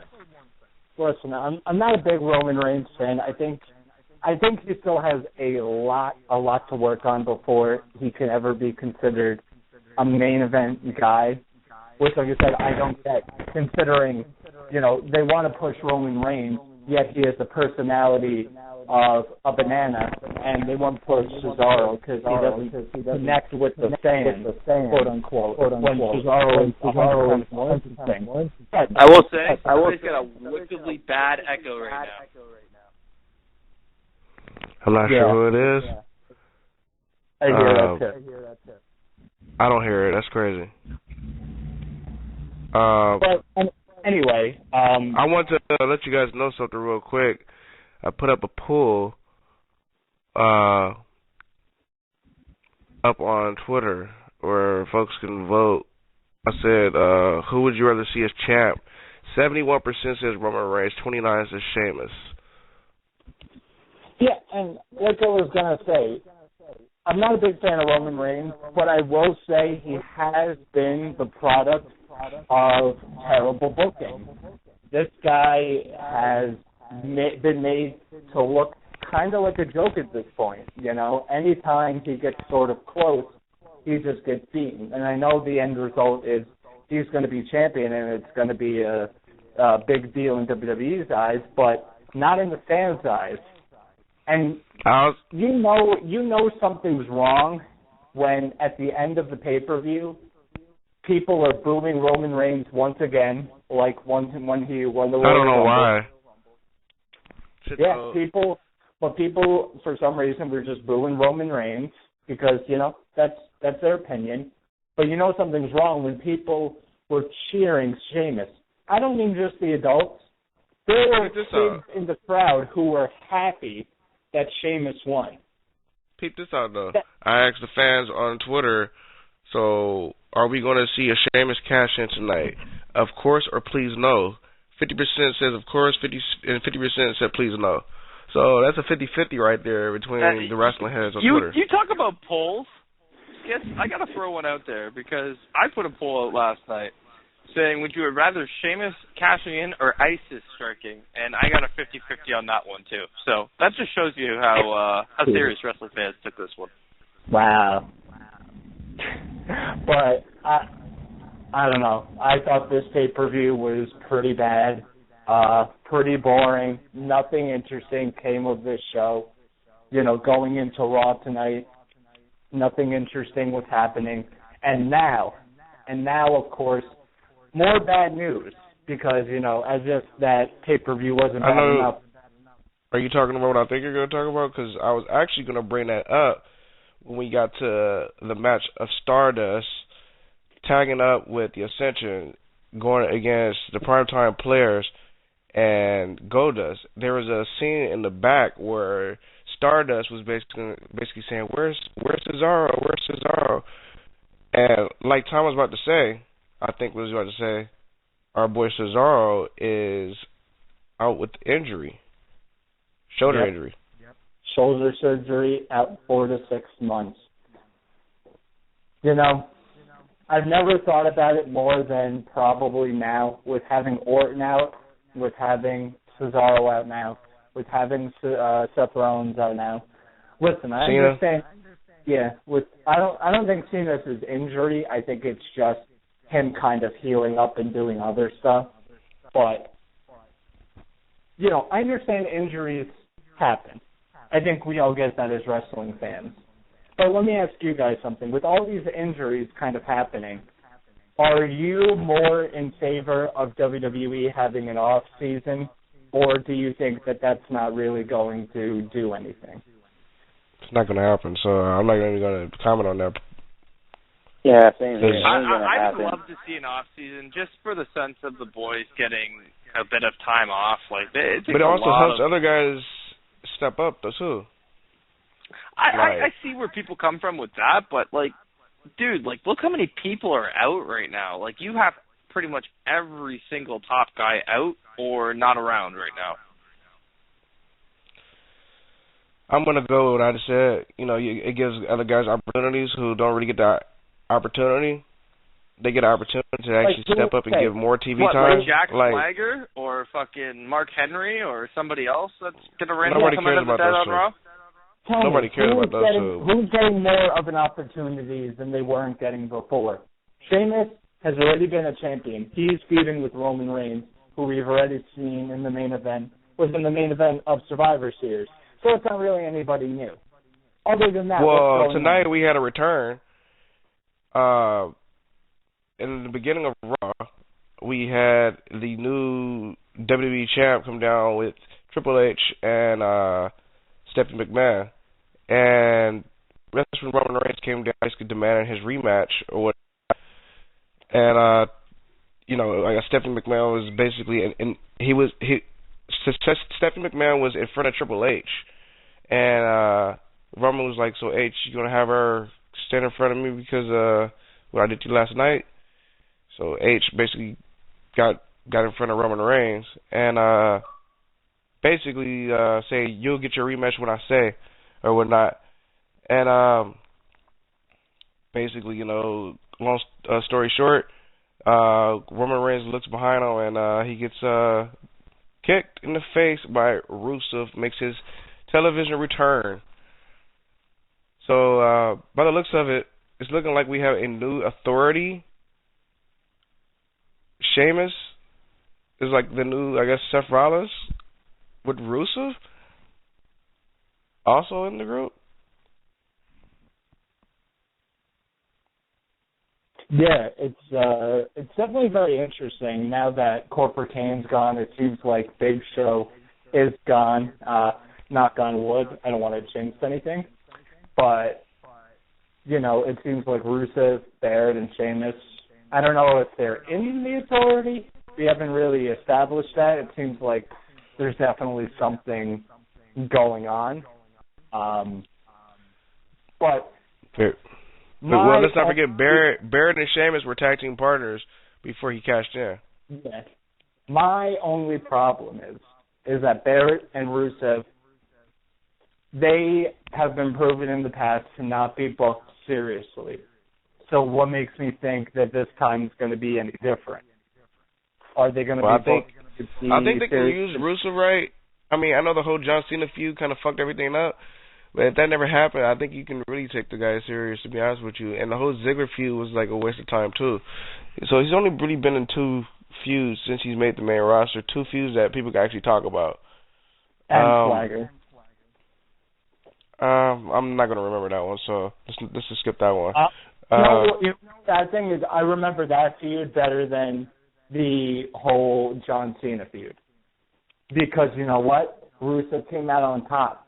And, you know what? That's the hottest that Jack Swagger's ever been. And it was at a time where Jack Swagger was like the number 2 most over guy in the company. Just for a brief period, you know, just for that month. Like, he was over. He was over with the crowd. But then, of course, that went nowhere. But I remember it because Rusev actually did something. And the storyline worked. It got the right guy out on top instead of the John Cena feud, for example. But, like I said, I'm not sold on this Rusev, Barrett, Sheamus thing in the authority. I'm not sold on it until I see that they're taking it seriously.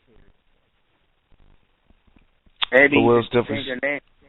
Maybe you should change the name to the Euro Authority. That is true. All of them are supposedly not from the U.S., so never thought of that. But we'll see what happens with that. I guess we'll just finish up with Raw. I want to talk about the Divas real quick so we can get the Divas out of the way, because usually, you know, we really don't really like stay on the Divas as much. We already talked about Paige and Charlotte, but also tonight there is a matchup that we've seen at NXT: Becky Lynch versus the Boss, Sasha Banks. These two, the match was. I saw Mick Foley kind of put something on his Twitter, and I wanted to chime in and kind of say the same thing. Mick Foley drove 6 or 7 hours to the NXT show to see this on NXT, and it was blow away. It was awesome. It was everything you would expect from these ladies. They give him nothing at all on Monday Night Raw and expect this quote-unquote Divas Revolution to be a thing. Like, I'm really starting to get soured by this whole Divas thing. I feel like at this point, you have too many Divas on the roster. I don't know if you heard when we said the Divas Revolution is basically dead. We already said that. Like, it's kind of already dead, so it's like, why even mention a Divas Revolution when there is no revolution? You're right, man. There is really no revolution anymore. They nailed that thing right into the ground. It was just another promotional scheme, and it's a shame. It's a shame. One thing I did not get from tonight's Sasha Banks Becky Lynch match is we've seen these two go at it in a clear-cut one-on-one match for the NXT Women's title, and Sasha Banks beat Becky Lynch clean. So why is it that in this match Sasha Banks needed Team Bad to help her?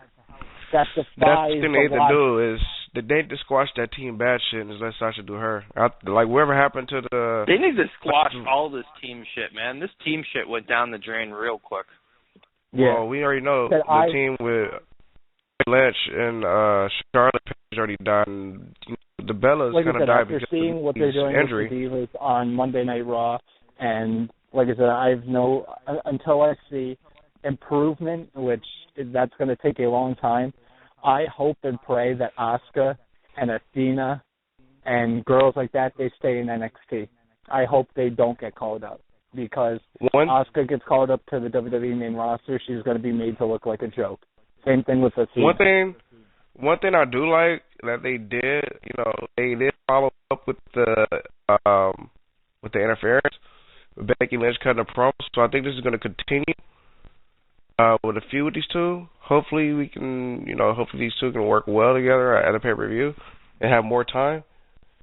But this is just, I think, a start of a feud, which we probably won't see the same type of match we saw at NXT, but it's going to be good for both of those two to get their name basically on the map, on the main roster. One thing I liked also tonight with the fans, we're chanting, Sasha's ratchet. No, she's not. I don't know if you guys heard that. Yeah, it was kind of subtle, but you can still kind of hear it. I don't know. But like I said, at this point, like I said, with the match last night, I just couldn't care. Like, who cares at this point? I'm definitely with Tim, man. And I wanted to get this out there because, you know what? You guys knocked me like crazy for loving Nikki Bella and loving her work and, putting her over all the time as Divas champion. But can you guys say that you would rather Charlotte as Divas champion over Nikki Bella? And Skits, you can say that all you want, but it was only the past couple of months near the end of her reign that you were starting to put her over, not the entire time. No.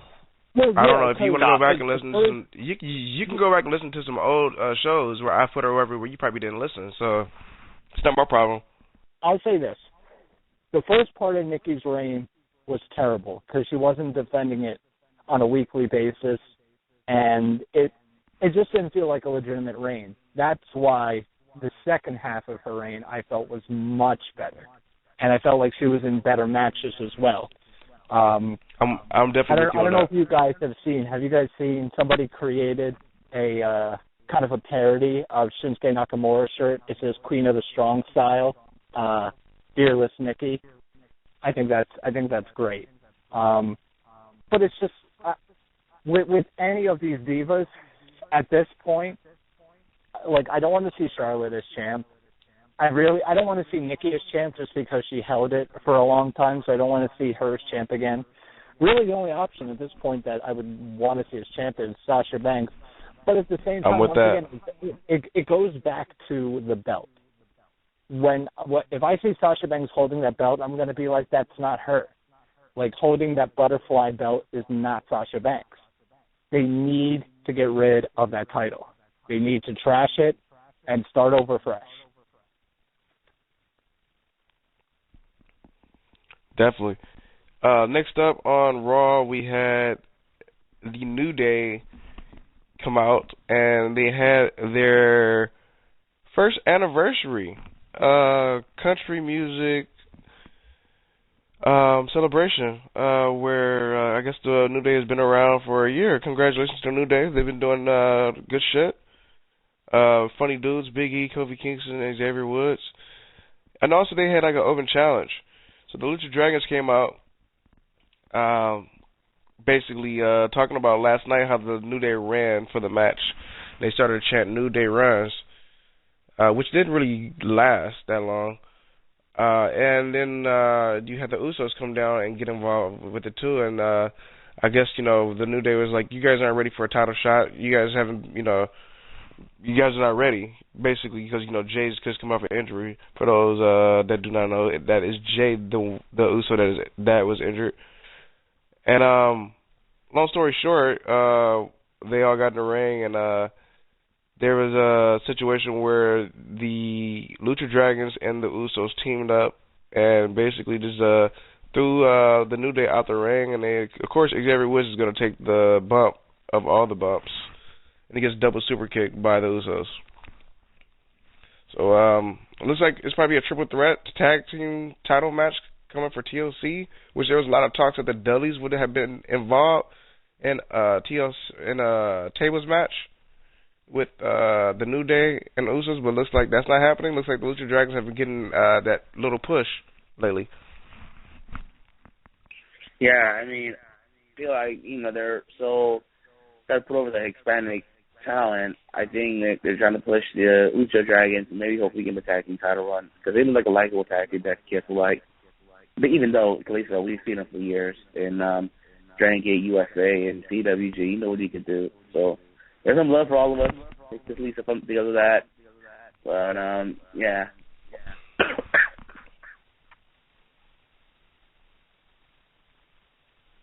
Yeah, there's definitely some potential in the triple threat match. Once again, I'm sick of it.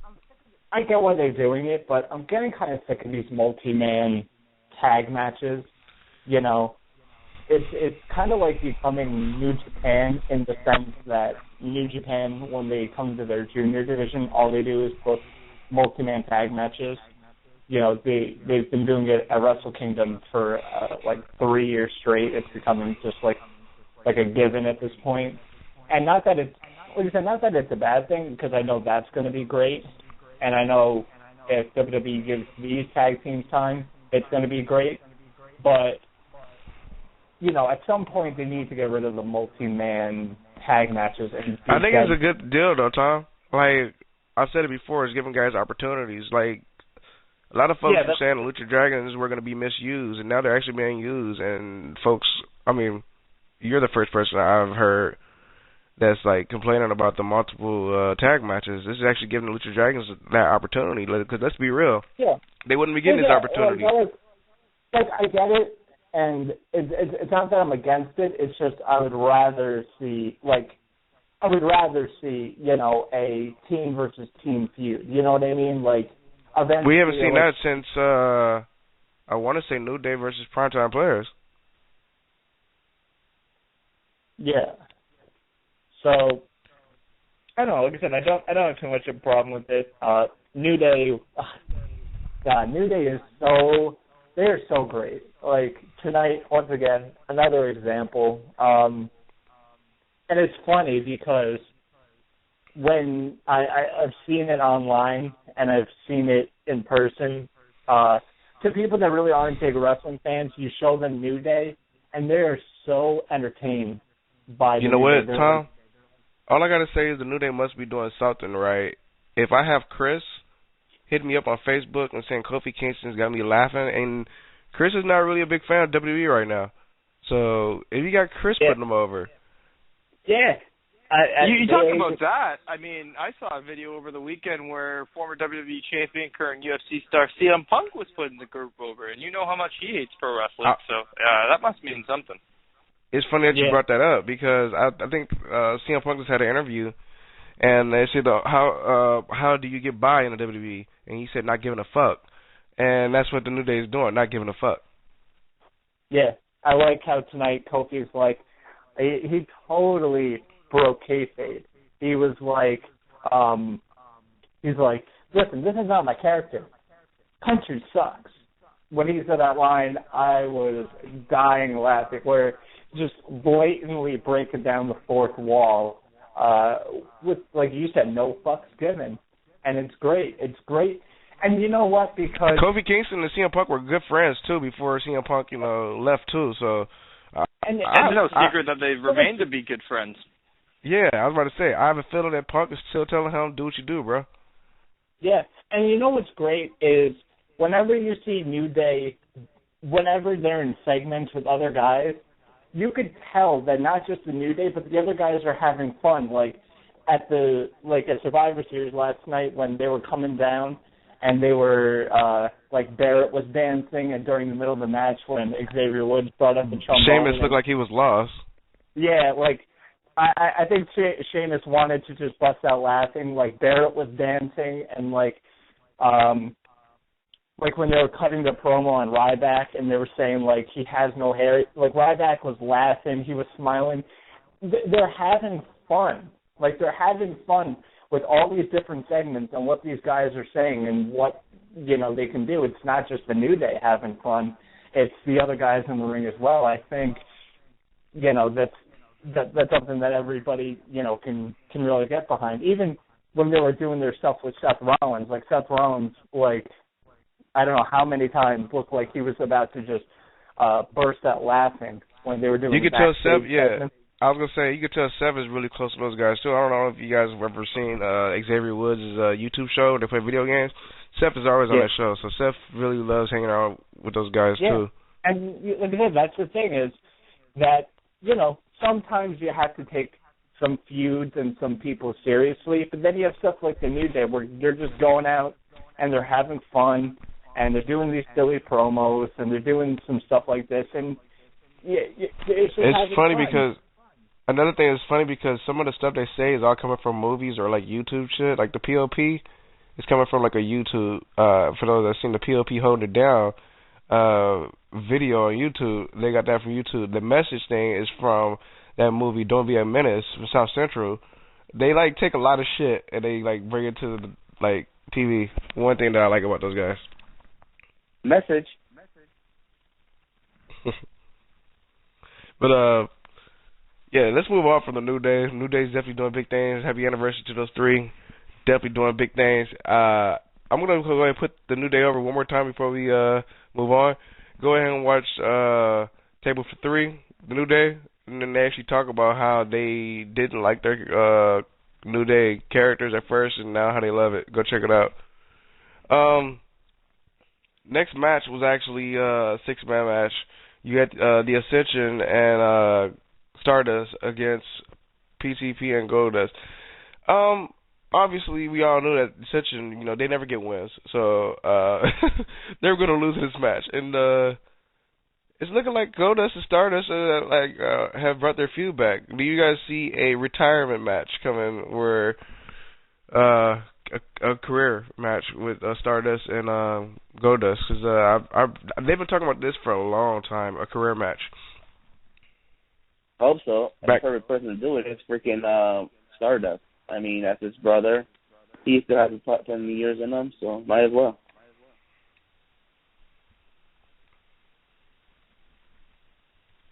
Tom or Matt? Like you said, they've been talking about this match for how many years? I think it's for a long time. Back when he was Cody Rhodes. Yeah, this has been going on for like 4 or 5 years now. I don't know. They had the potential to do it last year. They didn't do it. So at this point, it's like I don't think that they're going to do it again just on that notion that they've had the opportunities and they haven't done it. And it's a little early to be thinking, I don't know if they're going to do it at WrestleMania. I would think that if that's where you're going to do it, that's where you'd want to do it. But I'm not convinced just because they've had the opportunities and they haven't done it. And one of the interesting things, I don't know if you guys saw NXT when the Ascension came back. How over were the Ascension They were back down in NXT. They were definitely over on the NXT crowd. The NXT crowd loved them, even though they were facing Chad Gable and Jordan. Yeah, you see, like I said, it goes back to how some of these guys get booked to just look like jokes. You know, the Ascension. Listen, they're not the best team. Are they the best in the ring? No. Of course not. Are they the best on the mic? No. Of course not. But they had potential just to be a solid, credible tag team. You know, if they were booked, you know, just to look like a monster tag team, you don't have them talk too much. You just have them go out there and beat guys and just completely beat the crap out of everybody. They would have looked at least a little bit credible, like they did in NXT. And you can see that fans, you know, fans on NXT appreciated what the Ascension at least were doing, and they appreciate, I think, the fact that they're not getting the proper treatment that they are on the main roster, which is, I think, why they got such a big reaction, because these fans are like, hey, you know what, the Ascension's not the best, but we like them. One thing, I know we're not on the second show of the week, which I will probably save. I'm really going to talk about the NXT crowd, probably on our next show, because they are really, it's starting to be very annoying, which I'll talk about a little later this week.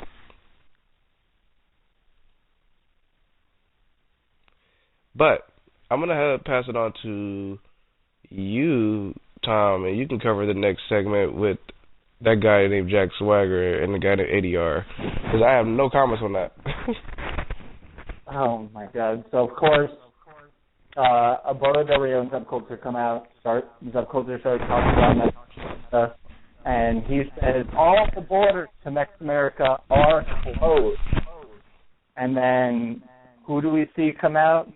None other than the man we saw a couple weeks ago just randomly backstage, Jack Swagger. Of course, we all know Zeb Coulter, Jack Swagger, they go back to the Real American, and, you know, Swagger starts saying, you know, these people listen to everything that you said, which I found kind of funny, considering most of Zeb's promos were when he was a heel, and he was talking about illegal aliens coming through and how we should close up the borders. I found that funny. But, so yeah, Jack Swagger just keeps talking about how, you know, Zeb's changed and all that. And then Del Rio, I forget what Del Rio said. He's like, he interrupted Swagger. He's like, you shut your mouth, you filthy American. And it was just like, wait, what is this turning into? So Jack Swagger, of course, came down to the ring. They did a stare-off. Del Rio, in typical heel fashion, gets out of the ring. No brawl or anything. This is so freaking random. Like, all I gotta say is why? Why, WWE? Why are you rehashing a feud that happened a long time ago? That nobody my gives thing with two this shits. Isn't it kind of ironic how Del Rio, like, you know, Del Rio's release happened and all that shit, and now we're getting this, like, terribly racist storyline by Del Rio? Anybody else kind of, you know, a little thrown off by that? I don't even care, bro. That's how it is right now. Like, this is like the time where John Cena. Honestly, I think this is the time where John Cena needs to come back and try to get his rematch. You know what? I actually thought the same thing. I thought when Del Rio came out, he was gonna, you know, mention John Cena, and probably in a couple of weeks, John Cena's gonna return. Probably at the pay-per-view, but it looks like the feud with Jack Swagger is happening. That Survivor Series feud that was supposed to happen is gonna happen in TLC. So we'll see when Cena comes back. Maybe at the pay-per-view. Maybe he goes after Del Rio, and they have a match in Rumble. Nobody cares about this feud. So, people do it with me. Hashtag, nobody cares about this feud. And it's just so random. Like, we hadn't seen Jack Swagger for months. And Jack Swagger was... It's crazy that, like you mentioned, last time I heard, Jack Swagger was complaining. You know... Yeah. Like, we haven't seen this guy for months. It's not like they've been building up Jack Swagger to this point. He was off of, you know, TV for for how many months and then just randomly shows back up. That would be like, let's just say, for example, Kevin Owens comes out, starts talking about how he's the best Intercontinental Champion and yada, yada, yada, and then all of a sudden Zack Ryder comes out. Like, people are going to be like, Zack Ryder hasn't been on TV in months. Like, this is going to be a disaster. But, you know, regardless, at least it's a quick little feud. Del Rio should just kick Swagger in the head, and then Swagger can go back to being on Superstars. Yeah. Jack Swagger maybe not even been on Superstars. Just, like, don't even get on no time. Get released, for God's sakes. Go to TNA. Go find Brody, Brodus, what's his name? Tyrus, bro. Whatever. Tyrus, whatever you want to call him these days. He's a jobber that's still mad at John Cena. Anyways. Let's move on. Next up, we had the team of two NXT alumni, Kevin Owens and Tyler Breeze, against Dean Ambrose and Dolph Ziggler. And, of course, you know, like, you got to build these two feuds up. So, as of course, Dean Ambrose is going to continue feud with Kevin, and Tyler Breeze is going to continue on with Ziggler. Match was okay. It was okay. But, of course, we had the faces get the win because they got the loss last night. One of them got a win. At least Dean got one win.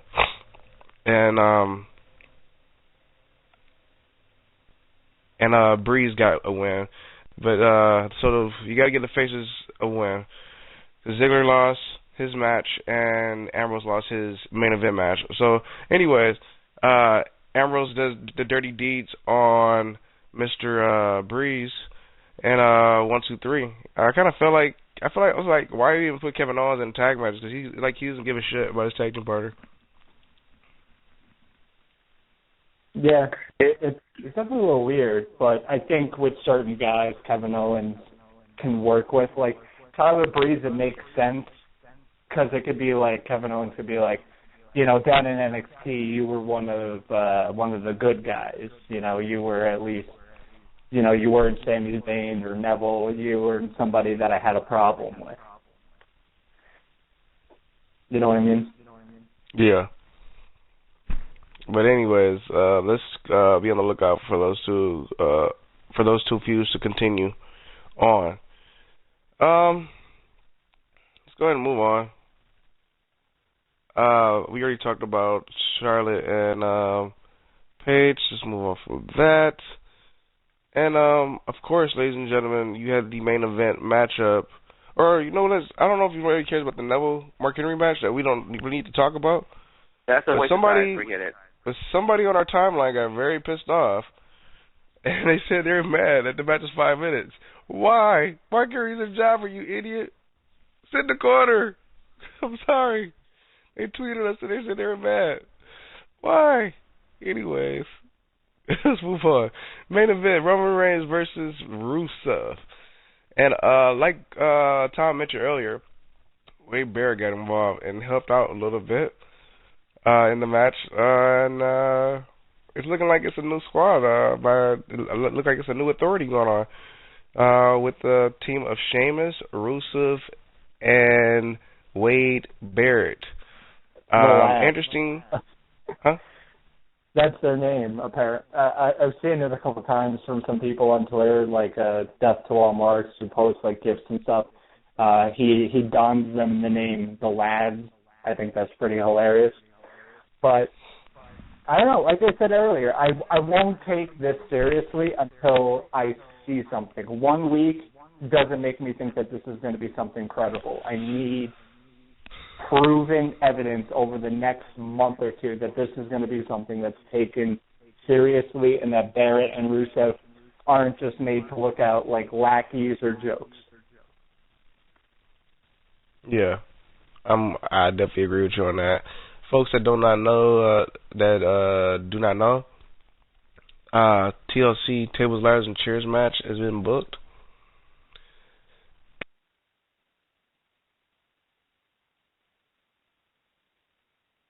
Yeah. I don't know. I mean, Reigns and, like, Sheamus, like, this has the potential to be okay because, these are more brawler-type matches, and, that's where Sheamus, like, excels. Like, Sheamus isn't, like, a technical type of guy. Like, the matches he's been best in has been with guys who can just go out there and kind of brawl and be stiff with. So if they're, like, they can't play it safe. Like, they need to go out all in this match. They can't only use, like, do one chair shot, one ladder shot, and then Reigns climbs the ladder and wins. You can't. We kind of saw a preview tonight with chairs, too, so. Yeah, you need to make this a pretty violent match. And, Sheamus doesn't have the best history with ladders, considering, how many times has he gotten injured falling off of ladders in Money in the Bank matches? Like, I think it's been like 2 or 3 times. The guy doesn't have the best luck with ladders. Yeah, you know what? He did win the Money in the. Yeah, the history shows in the past, he was a pussy in ladder spot. He pussy out a couple times. So you guys remember that. Yeah, let's see what happens with these two that'll be working together at TLC. And we have other potential matches that we talked about. So to follow up on this week and see what happens on SmackDown. I know some folks watch it. Some folks have DVR now and they watch it. So be on the lookout on SmackDown. They'll probably book some matches there.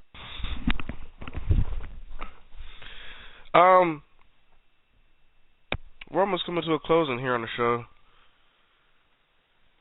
But you guys want to share anything, any news, or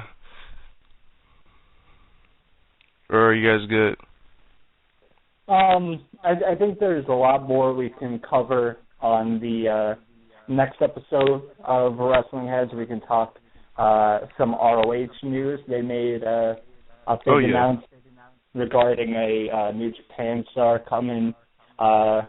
First time I'm going to see this gentleman. Me and Oscar are actually going to see this gentleman for the first time. Pretty excited. Yeah, so we can discuss that. Can go over some of the New Japan tag league action that's going on. We're like I said, we're about a little more than a month away from Wrestle Kingdom, and things are getting very interesting. So we can talk a little bit about that. Can't wait for Wrestle Kingdom. I actually talked with Matt Striker, Lucha Underground, and he confirmed himself that they'll be doing the English commentary. So.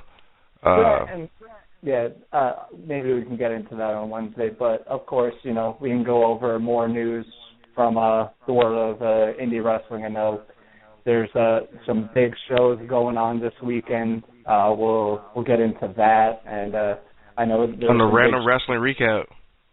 Yeah, and there's some big shows over the weekend. So everybody's got to tune in. And real quick before we go out, just want to let some WWE fans know on the network, be on the lookout. Stone Cold Steve Austin's podcast, he will have these guests advertised. Ric Flair and Shawn Michaels, not sure on the dates, but Ric Flair and Shawn Michaels will be on the Stone Cold podcast. They're already pre-taped. This is interesting, first pre-taped shows. Also, Edge and Christian now have their own show coming soon. And a start right along, where it's basically two wrestlers in the car basically pranking on each other by the looks of it. And Breaking Ground, still doing big things. I got to catch up. I didn't see the previous episode, but the show's definitely good.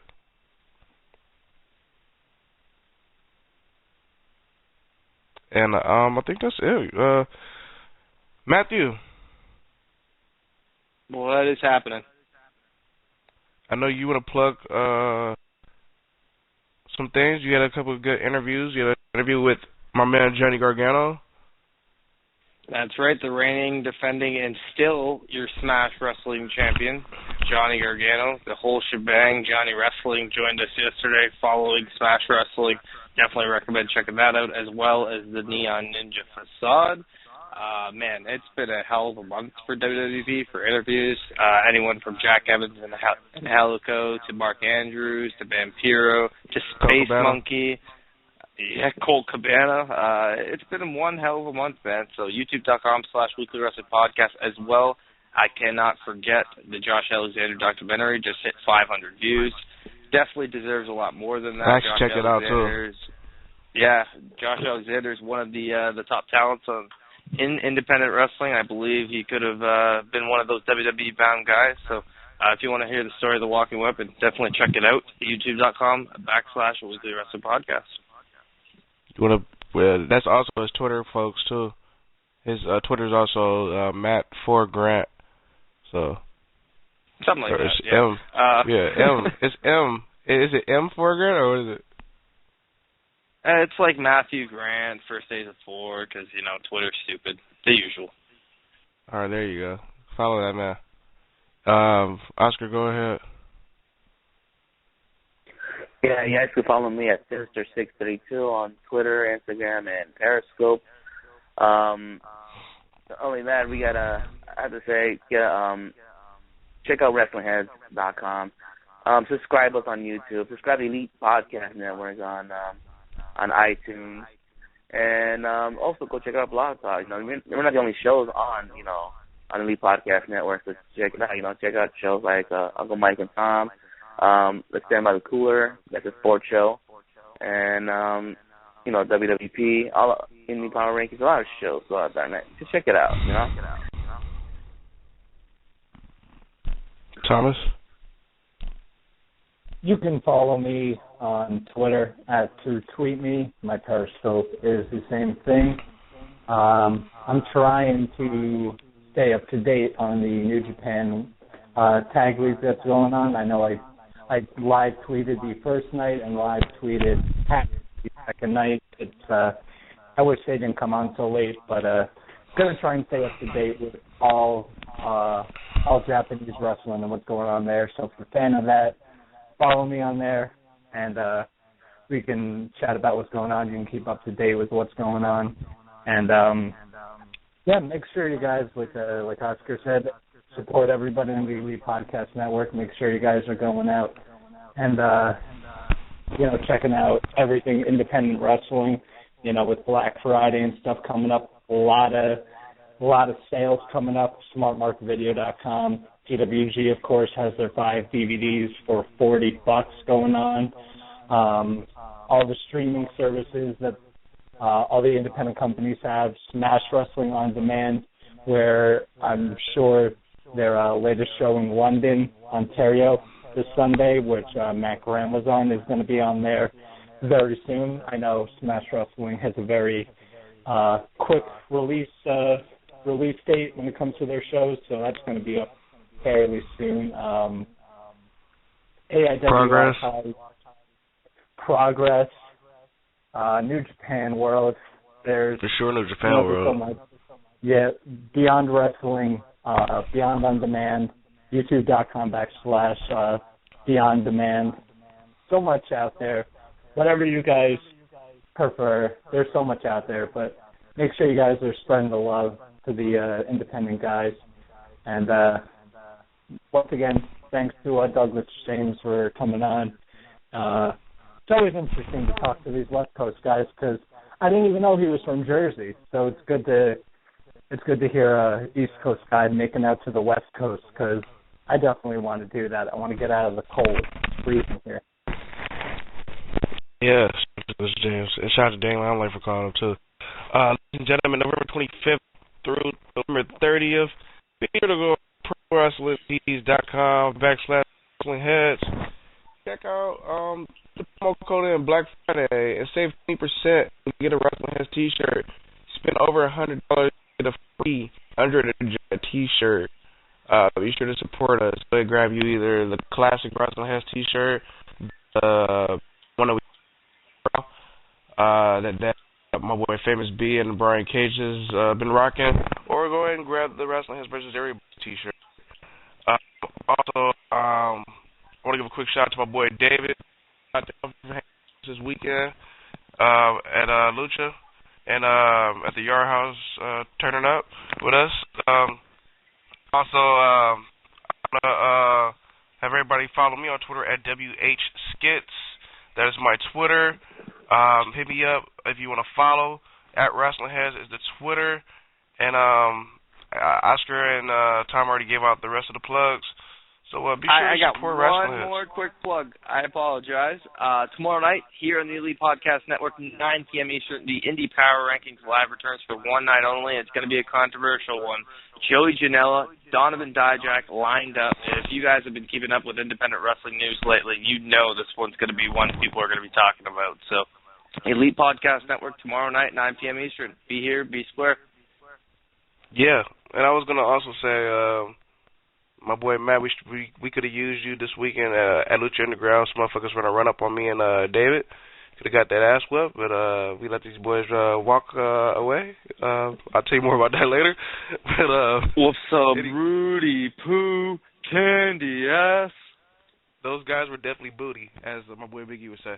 But yeah, WHRADIO. Hey, we want some dude day. Hashtag EPN, hashtag WWP. We're all here. You know, the family's large. Shout out to Eyes on the Rain too. And yeah, I think we're done. And to next time.